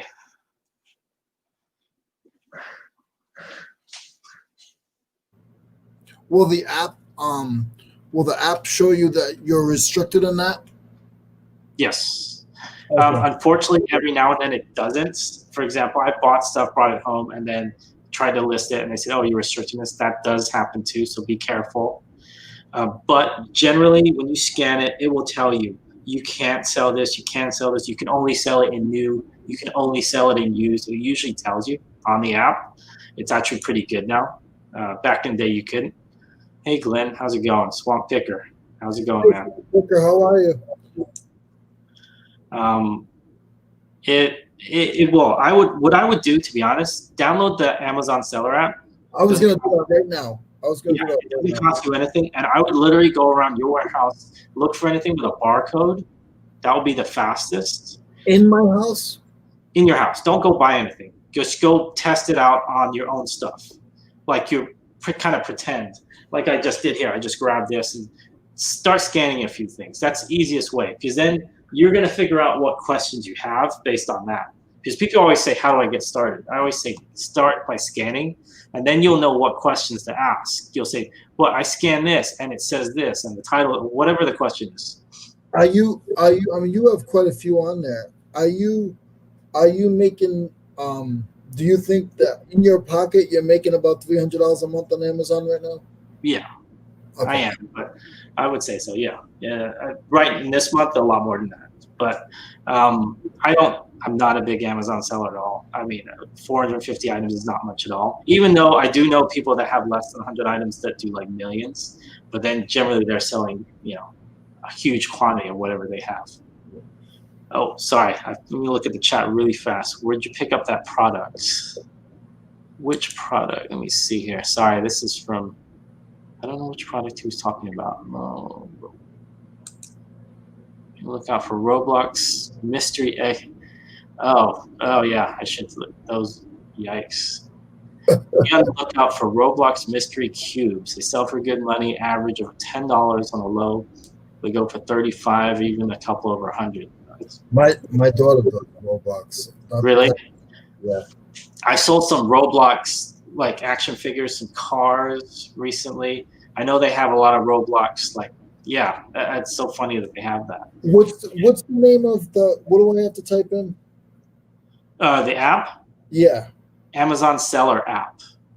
Make sure it says Seller, because they have the regular, just the buying app as well. And it looks like the logo is it's a black logo, and it has like a tag with the letter A and an orange like arrow underneath it. As long as it says Amazon Seller, you should be good to go.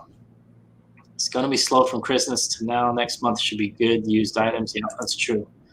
Oh, where did you? Oh, he was asking Michael where he picked up that item. I'm guessing you can get that Roblox mystery cube at pretty much anywhere. Target, Walmart, Costco, maybe, Sam's. Yep, that's it right there. Get that. See, guys, I'll teach you guys about tools. You guys teach me things, and we'll make this work, guys. Yep, I was right. Walmart, Target should be a good toy section. Sorry, I'm late in reading the chat here. Is it too late in the season to pick up toys for Christmas? Probably, yeah. But you'll get a lot of good deals after Christmas, is what I've been looking at. Yeah. Build What it I would, here. yeah, I agree. The only thing I would say is if you have it in stock, you can. Every now and then, there's some parents that will do like the overnight 2-day shipping. That's a little risky this year, unfortunately. So kind of do that at, just remember, I would always put in, what, we can't control the shipping. This is just the estimated time. Everything's an estimated date. Oh, that's another thing.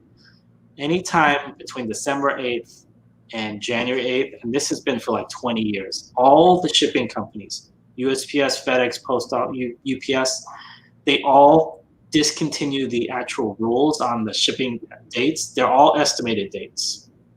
There's no such thing as a guaranteed shipping date. December 8th or December 10th to January 10th. And it's been like this for decades. This isn't a new thing. If you read the fine print, they don't necessarily have to so if you have priority mail and it's supposed to go in 2 days, unfortunately, it's not guaranteed, even though you pay for express or pays for whatever. Let's see, if you're on Instagram, I'm going to post later on. Oh, cool. I'll look for that, Michael. Thanks. Yep, he's on Southern Geeks on Instagram. That is Michael Bennett. Probably for Christmas to write toys, sell alt. That's true. They buy them for the codes. Yeah, those codes are funny. What types of tools? All right, Leroy, you got a question, man. Give me 1 second. Oh yeah, go for it. No worries. 1 second, sir. I don't even have the chat up. I'm just trying to push a listing out. So then I gotta enter some stuff into Amazon because I don't have a password or anything. Okay. So no worries. Take your time. Don't worry about it. Take your time. Well, the chat's more important. I just gotta close this. Nah. Do what you gotta do. I'll take care of the chat. Mo, would you try? Did you try selling books in FBA? Yes. I still have a few, not much. I never went hardcore into books on FBA, only because it kind of bored me a little bit. If I did, I would recommend looking up on. You probably heard like Reezy Resells on. He's on everywhere. Just look up Reezy, Reezy. Everywhere. He's everywhere, literally everywhere. And the thing I like about him is it's not just because he's everywhere, it's because he has very detailed explanations for things. Like when he talks about books, he'll talk about it for 2 hours or 3 hours, and he knows books inside and out. So that's why there's dozens of people that sell books, but he was one I found interesting.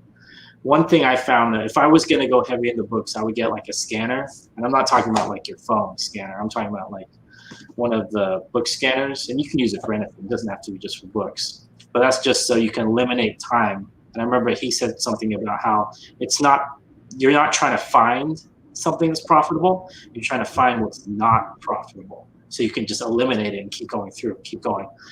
That's a numbers game. That wasn't really appealing to me. It was I didn't find it interesting. But if you're going to do books, I don't think will ever go away as a thing to sell. Yeah, he's from Santa Cruz, yeah. Yeah, I think he's in Santa Cruz, somewhere around there. But, yeah, so I'm going to leave this up for Leroy whenever he's done. No rush. Okay. Am I muted? No, I'm not muted. Okay. Yeah. So where's that question? Who was it? Let's see. It was Glenn, Swamp Picker. Swamp Picker. What kind of tools?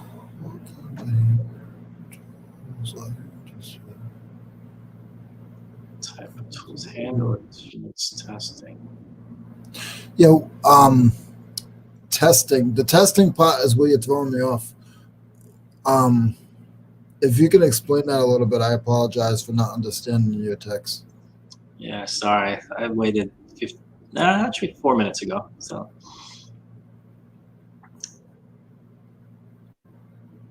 what type of hand tools?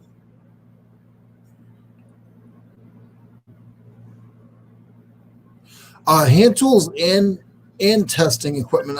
I'm catching that now. If you're still there, some instrumental testing stuff.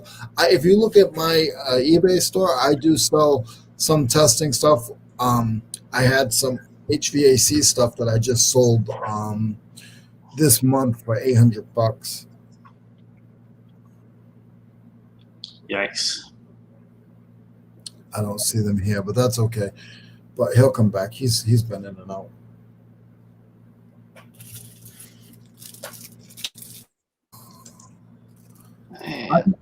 I've never seen Reezy. I've heard the name. Okay, there we go. Meter testing tools. Yeah. Usually, what's the big name? I have one right here. Hold on a second.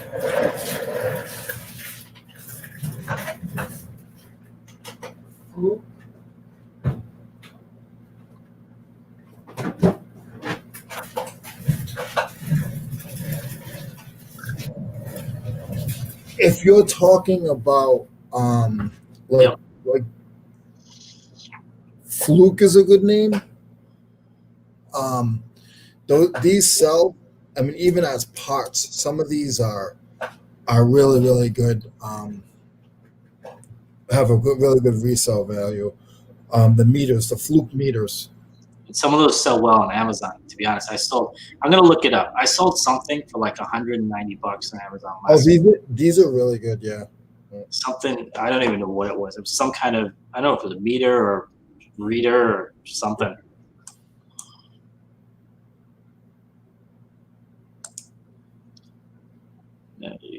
Chicago resale rally. They still have that? Oh, okay. Well, maybe that was a few years ago, I think. Yeah, I think I met him once in San Jose in the Bay Area.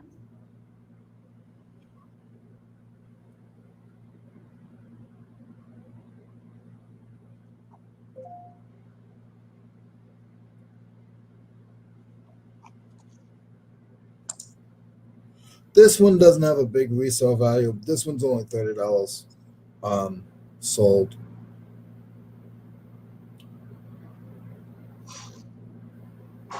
But some of them are that you can do really well with them. Hopefully that answers your question. Let's see. I'm at Reezy in Chicago Rally. Yeah. They're having the Chicago Rally again. I heard, but I mean, not anytime soon, or in June. They redid it for June, but they're sold out. Oh wow, they booked it for June. Like wow, they sold out 6 months in advance. That's pretty good. And I was on a site. I was on a channel last night where everybody was talking about it. I said, "Well, I'll just drive up there and I'll just sleep in the. I'll just tailgate. I won't go on the boat. They're going on a boat. On a boat? I mean, yeah, that's Lonnie, Cincinnati Picker, Lonnie, and Craigslist Hunter. They're pretty much the ones that are pushing it, and they sold out in like right away. And then they canceled it, and it's still sold out. Oh my goodness! Well, good for them, man. That's awesome. Hey, Derek, what's going on, sir? How are you? Hey, Derek, man, how's it going, man? See how I do landscaping, part-time chainsaws, hedge trimmer, blower, good to pick up. Oh wow! Sell locally. Springtime is the best. It's just around the corner.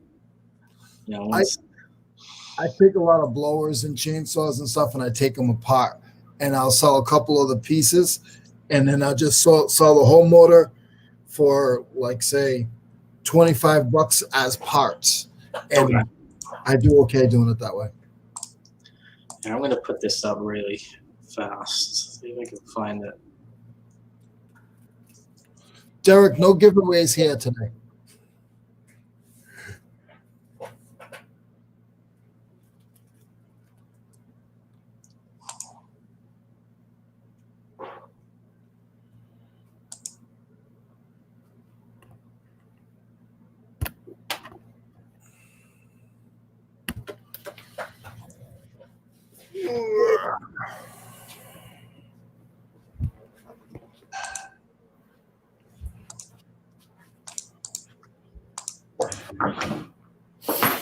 So since Derek is here, I know you said you're going to be on there tonight.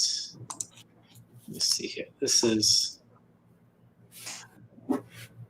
check out Derek's channel.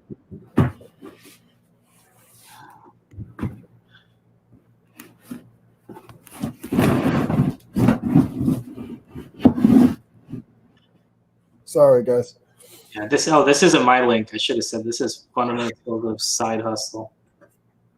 This is Derek's channel right here. They're having their hangout tonight at I think 6.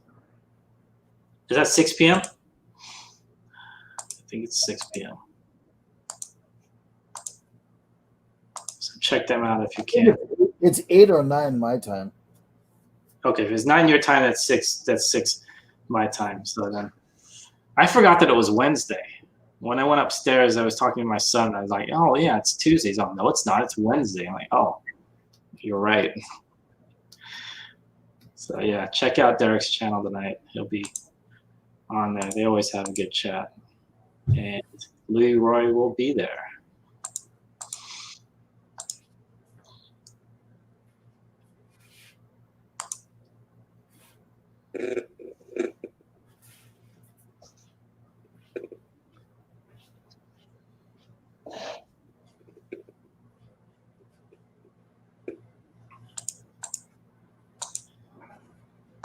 Yeah, I think Amazon for tools could be very interesting for you, Leroy, if you're listening.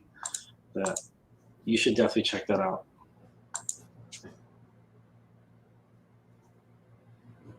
Hump day, that's right.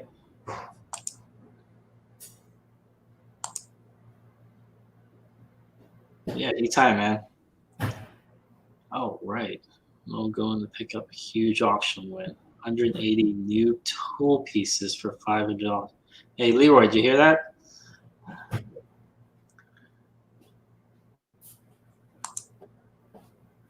I'll tell Leroy in a second. That's pretty cool. Derek's about to pick up a huge tool. It's 180 new tool pieces for $500. Brand new Derek in the package. It says new. It says new. I'm not sure. Derek's a hustler. If I can learn half of the stuff he knew, I'd be doing something. Maybe Yeah. just an eighth of it, actually. Derek's, yeah. He's super hardworking. I think that's the key right there. Just keep doing it. You got to grind. Yep. Yeah.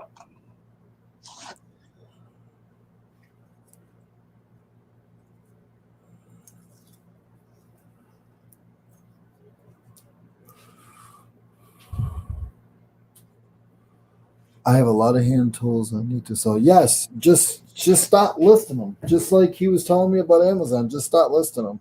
Yeah. I'm actually doing a lot right now. I'm pulling some of my stuff out of my bins. I'm gonna stop doing flea markets for about a month or two, and just start pushing lots out. So I just have a square, and I'm just gonna put a lot of stuff that I can fit in a priority box, or I'll probably end up doing it FedEx now, and see where it goes. Like I have nothing into this anymore. So if I can start it off at $10 and make it gets to 15, I don't care. That's awesome. That's like residual income. Once you hit your buy cost, it's all gravy.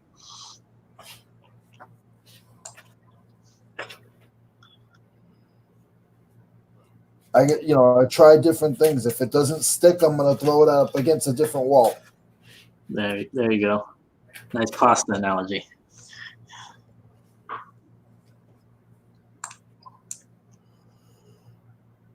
The word junk lot always works. See, I just heard that not too long ago, and I can't believe I didn't get that because I bought so many of them. Like a lot of toy lots, they'll say junk lot or random lot, something like that. But I never actually used it personally. Do you use the term in your titles? Yeah. Yep. Junk lot or estate find. Okay. I need to start doing that. And the other word, like I told you before. Unknown. Unknown. Okay.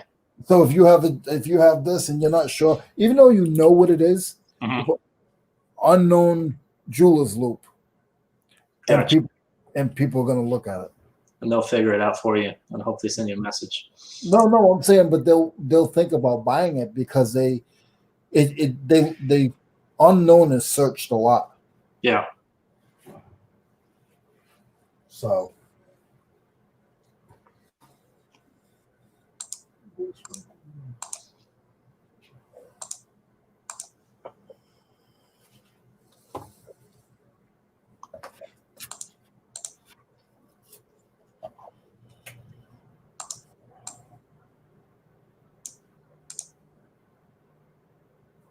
Sales for me, they were great until I want to say 3 or 4 days ago, and they kind of had a mini dip, but they're still not bad. And I mean, can't complain because if I don't have eBay sales, then I usually have Amazon sales, and so not too bad. Can't complain, but I need to be pushing a little bit harder, definitely.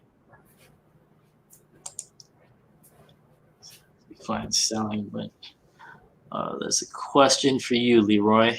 okay. Thank you for letting me know. No problem. Do you find to sell wrenches, sockets, in sets, lots versus individual? I actually like selling it individual. To be honest with you, unless it's like Snap-on, it's already together. But a lot of times I got to dig through stuff and I'll find singles, and that usually works a little bit better for me. To be honest with you.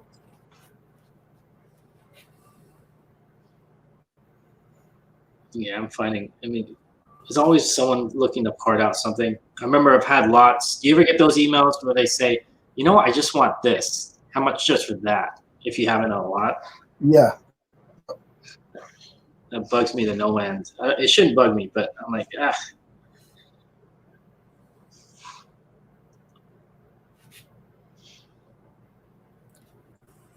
But if it's a cheap lot, then I'll try and sell them on the whole thing and just say, you know what, you might as well just take the whole thing. I'll give you a deal.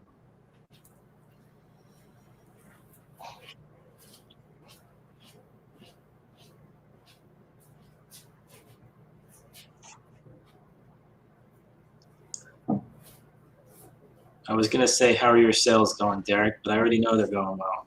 I saw your Instagram post, so that's awesome, though. Yeah, I saw that the other day. I was like, holy moly, Derek. You're killing it, man. Awesome.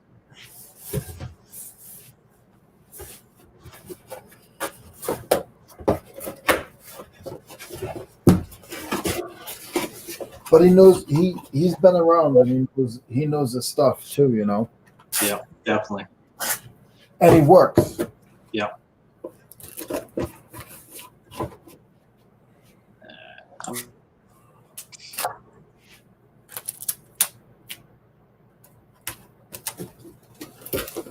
I just have so much stuff that I'm trying to.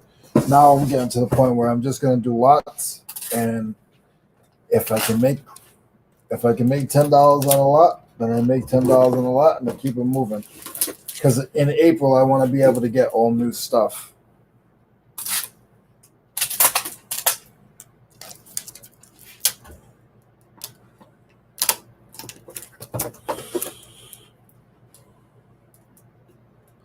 Thanks, Swab Picker. Have a good day at work.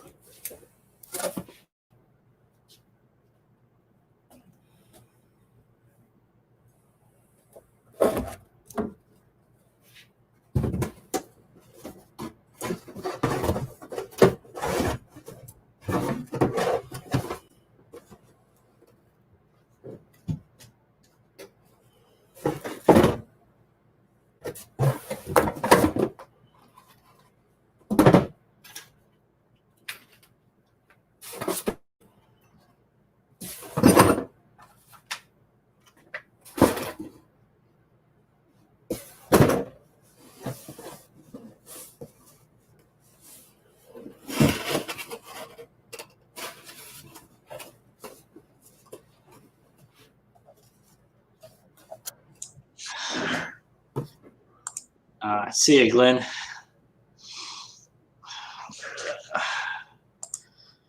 You're That is right. right. You're right, Derek. Consistency is the key. Yes. Definitely. And I'm hoping my internet is going to be better now, because after it went down on Monday, so I'm supposed to be going from 100, I think it's supposed to BPS to 600.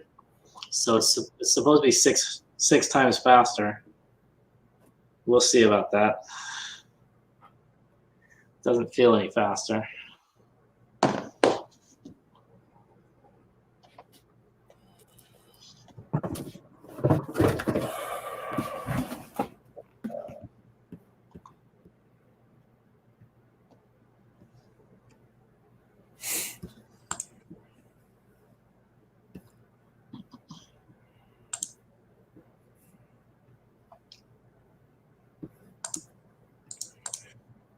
Derek, are you listing today, or are you shipping, or are you doing your other job?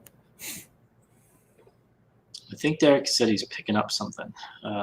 He's picking up those tools. Okay. Yeah.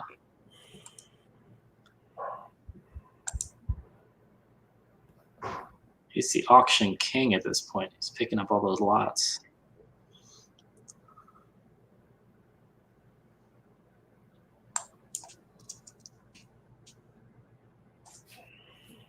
Looks a lot better. Oh, that's the best when you buy something and then it's actually when you get there and it's better. Yeah, that's the best. You find a couple of pieces that literally make up for what you spent for most of it. That's awesome. And now that I think about it, I didn't empty my trunk from last night. There's stuff in there. I need to go out there. I didn't buy much, but I got some stuff.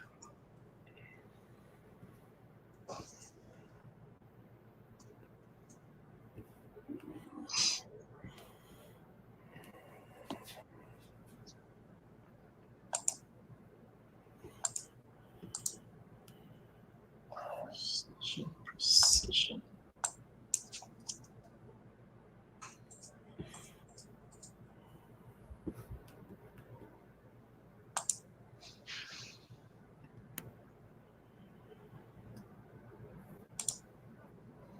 Oh, there's 5 things today. Wednesdays and Thursdays are my run around pickup days. Okay. Yeah. Just keep it moving enough on the days that you're out and about. I try and if I know I'm not going to be able to list the next day, I'll try and save some drafts, and then just before I leave, I send them through. I know a lot of people. You don't pay for scheduled listings, do you? Some people pay and they have them at a certain time to go out. I don't bother doing that. I just list as I go, even if it's 2 in the morning. I just list it.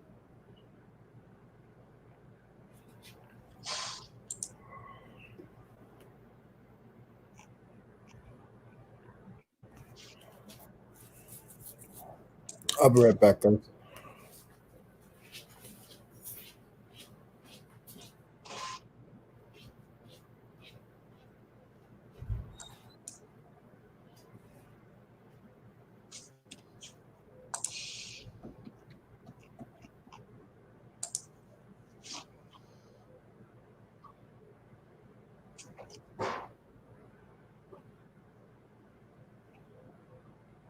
Yeah.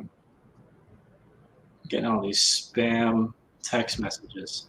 Heartbreaking news in regards to what Meghan Markle does now. Why are you texting me this?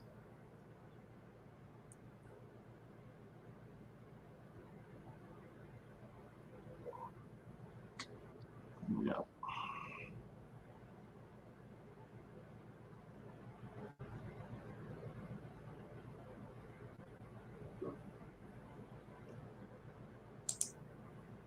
Yeah, you're doing it right on days that I know I cannot. This is simply do the sell. Yep.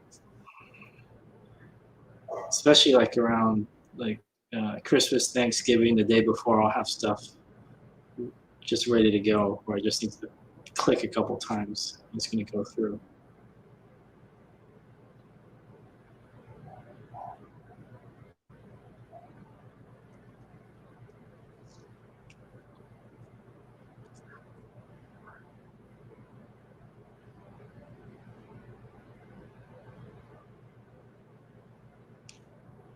eBay likes that.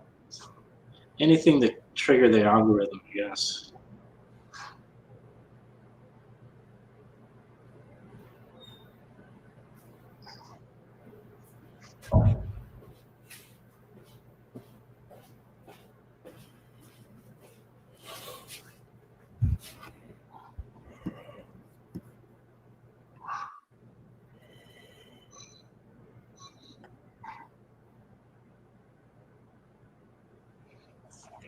Derek, you must be on the road right now. Yeah, he's probably on the roads 9, 10, because he's right by me in Sacramento. So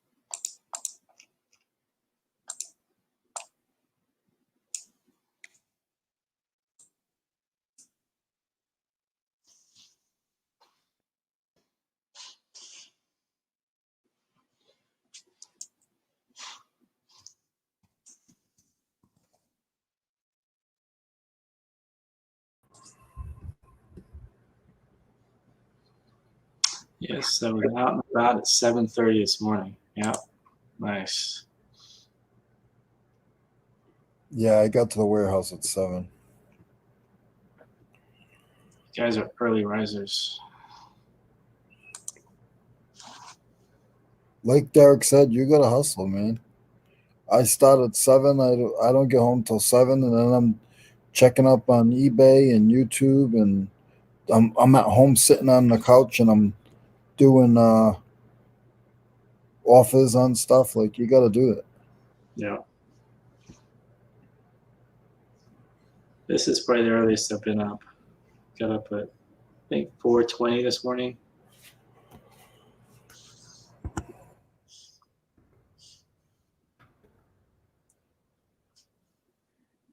Usually I'm up at around 7.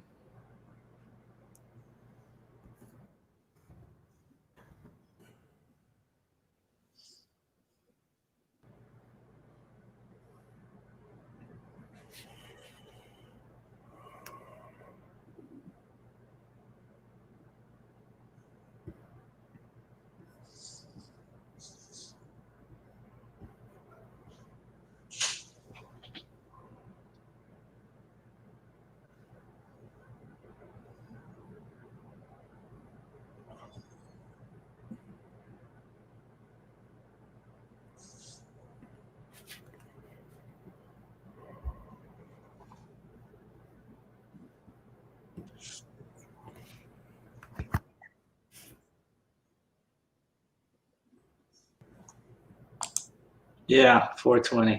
I don't know why I woke up at that random time. Usually, like I said, it's 7 o'clock, 7:30, somewhere in there when the kids get up. But I couldn't sleep. So I figured, you know what? I can toss and turn for like 2, 3 hours. Or I can just get up. So that's what I did. I just got up.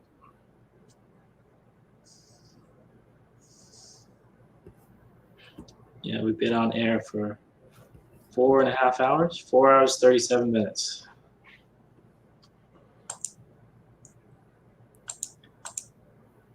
And I'm probably gonna cut off soon, Mo.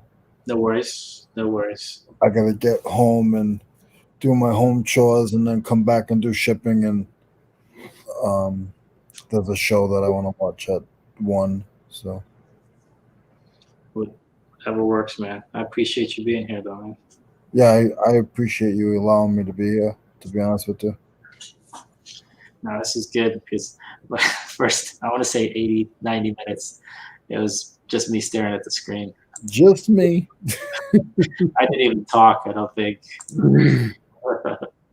The new just me. If I do that again, I think I'm just going to tape something to the front. I'm listing, and that's it. I won't even look up. I'm actually messing around on FedEx. I was trying to check something out on FedEx. If you're going to use FedEx, if you can, if you ship enough, give them a call. And You told me that. You told me that the other day. Yeah. Because I'm going to be doing these lots, and I got to get my butt in gear because I want to start doing these lots, and I just got to figure out what's going to be my best option. Okay.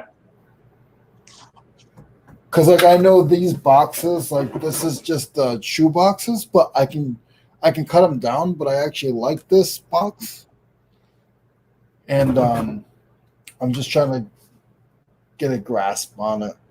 Got it. Yeah, whatever works. Shipping, I have a feeling it's going to get worse and worse. I mean, it's already getting bad. USPS, what, 3 weeks they're going to go up, and then FedEx and UPS will probably follow. Yeah. So one of them, one or two of them, what they'll do is they'll hold on they'll just hold on, so they'll get some of the customers from UPS, from USPS, and then once they get comfortable and everybody's switched over, they'll probably stop pushing commercials. Oh, come to us, we have this, that, and that, and then they'll throw the prices up. Yeah, at the end of the day, they have to increase. I don't know, at least 5% a year. Yeah. I mean, because gas and everything else is going up, so everything's going up. All right, I am gonna cut out. Thanks, man. Thank you, Mo, very much, buddy. I will message you, Derek. You have a good rest of your day. I will see you tonight. And everybody else in the chat, thank you guys so much. Talk to you guys soon. Appreciate it, man. I'll see you later on today then.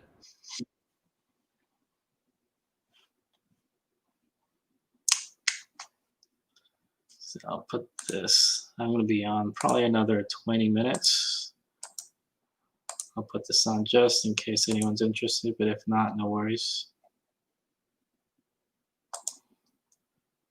So just a little tip for you guys in the flat rate boxes if you want to use them, but not in the flat rate capacity. I simply flip them inside out. It's a good tip. One thing I'd say that just make sure you're using USPS, because I know UPS store and FedEx will refuse a USPS box. But if you're sending post office to post office, yeah, that's a good tip. And then obviously don't send a UPS box for FedEx or a post office box for UPS or anything like that. Yeah, do what you can. You can always resize boxes too. You can bend, like there's videos out there. If you just YouTube it, like the shoe boxes are pretty good. The board game boxes are pretty good. You can kind of use them for different things. You can bend them. The post office allows you to do that. And I retape. I don't know if you guys retape to ensure, especially if there's something heavy in there. I always tape around the corners, around the sides, just to make sure it holds in place. I've heard some people say that they don't want you taping up priority boxes and stuff. I've heard that too, but I've never had an issue, and I'd rather be safe and that it gets there. You know, why take a risk of that box opening up, because sometimes those boxes have been sitting out and the glue is probably not the greatest. So, you know, whatever you're comfortable with. I mean, if you want to, you can use clear tape. I used eBay tape. It works great for me. Unless I'm sending something super heavy, then I'll add some thicker tape, stronger tape.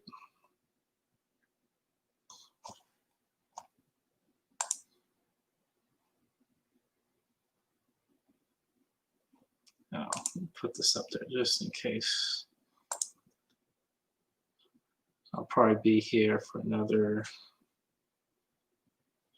let's see here, 20 minutes or so.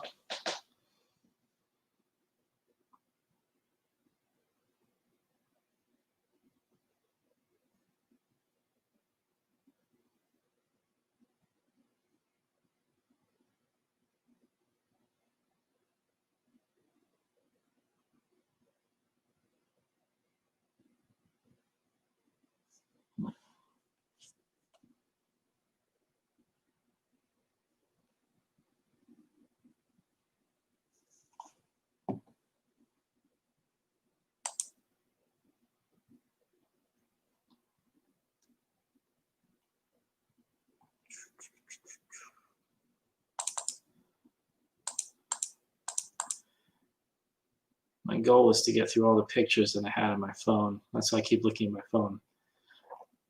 I'm not sure if I'm going to get there because I still have another 30, 40 items on here, but I got pretty far the way through. Yeah, I do the same thing. I don't care if it's ugly. You know, rather than it gets there, that's the main thing. Because they toss the heck out of those boxes. UPS, FedEx, Post Office, they all throw them. So any added tape, any, you know, to help it not bust open is going to be good.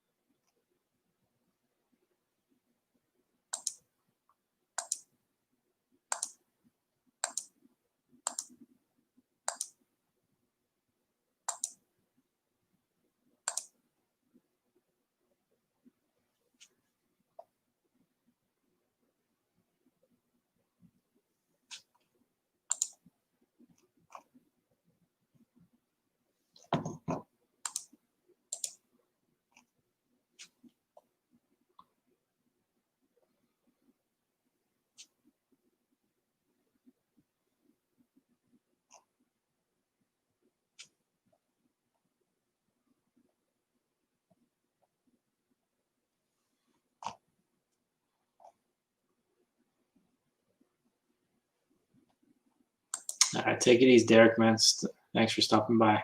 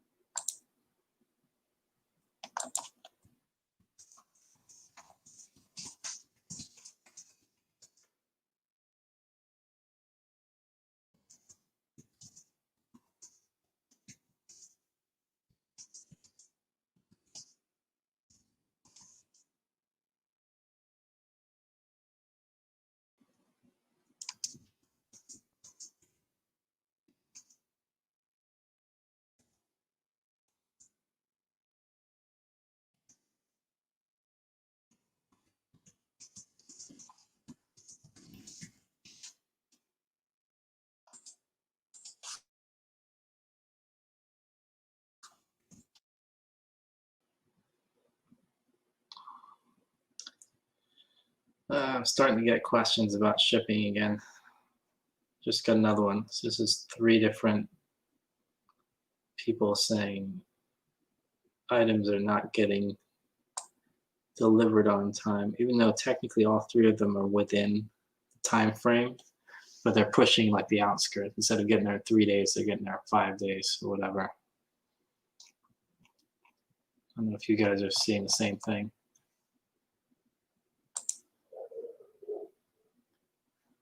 And then 2 weeks from now, it's going to be Returnuary. January, I always get a lot of returns, especially for toys. But what are you going to do? Comes with the territory.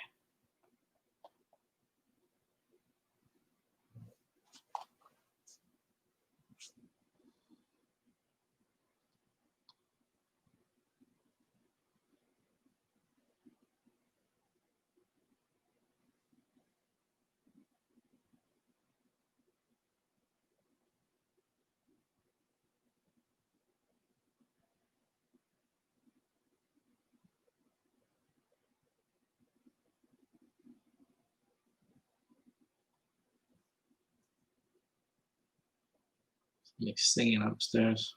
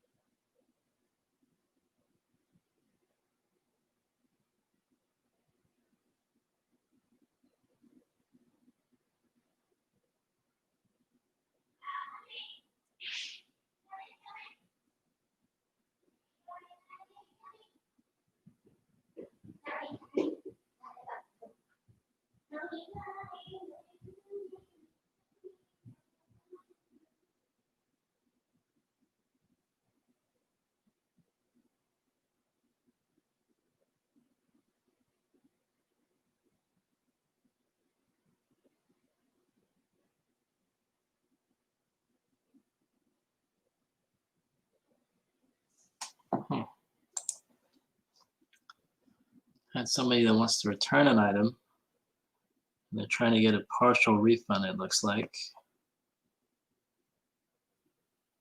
And I asked them what they wanted to do, and the response was, "Thank you, that would be great." And I don't know what they are saying thank you for, because they didn't answer my question. I asked what they wanted to do.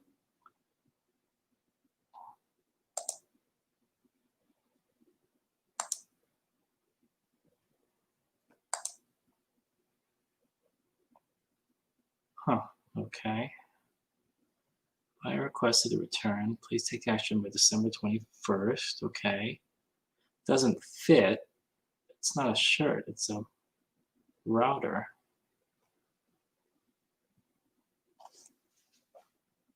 I wonder if they don't speak English. Thank you so much. For what? I don't know what that means. If you don't want to send it. Okay.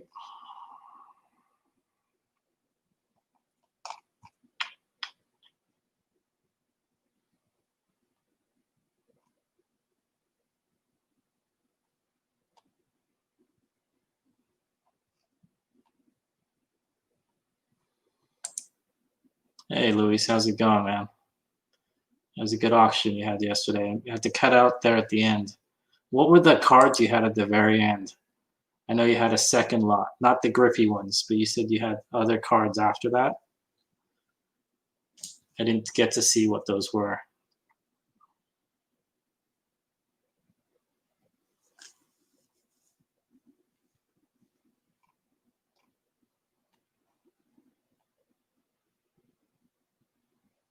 Still there? Okay.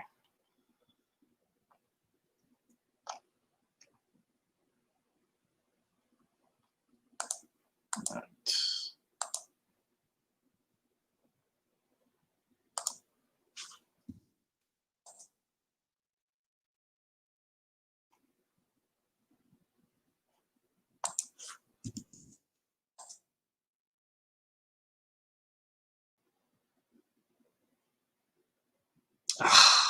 Serious? It was a Jordan lot? Man.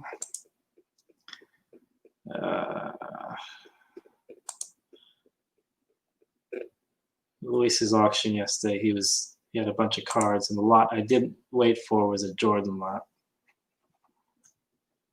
No, man. I need to check. I'm going to go back and look at your old video then.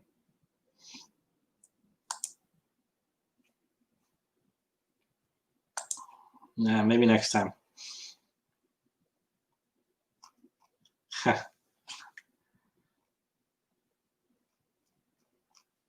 See, it proves you gotta wait till the end for the good stuff, right?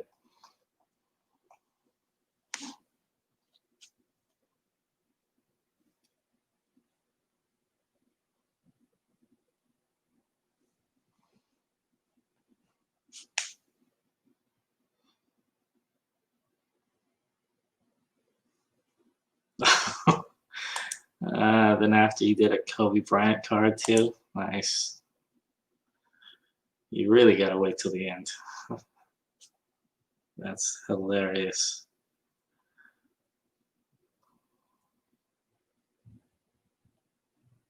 Oh well, maybe next time.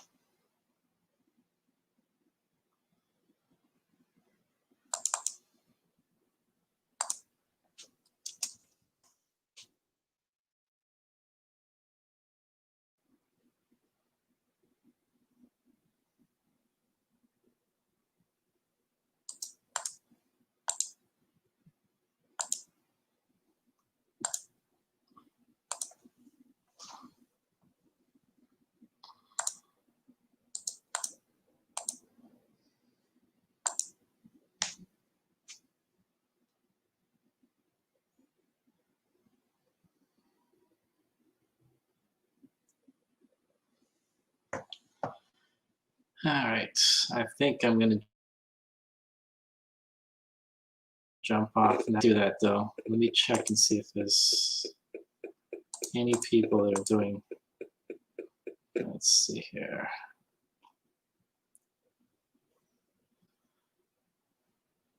All right, let me put this up again. This is If you guys missed it earlier, it's not too far back in the chat. This is Derek's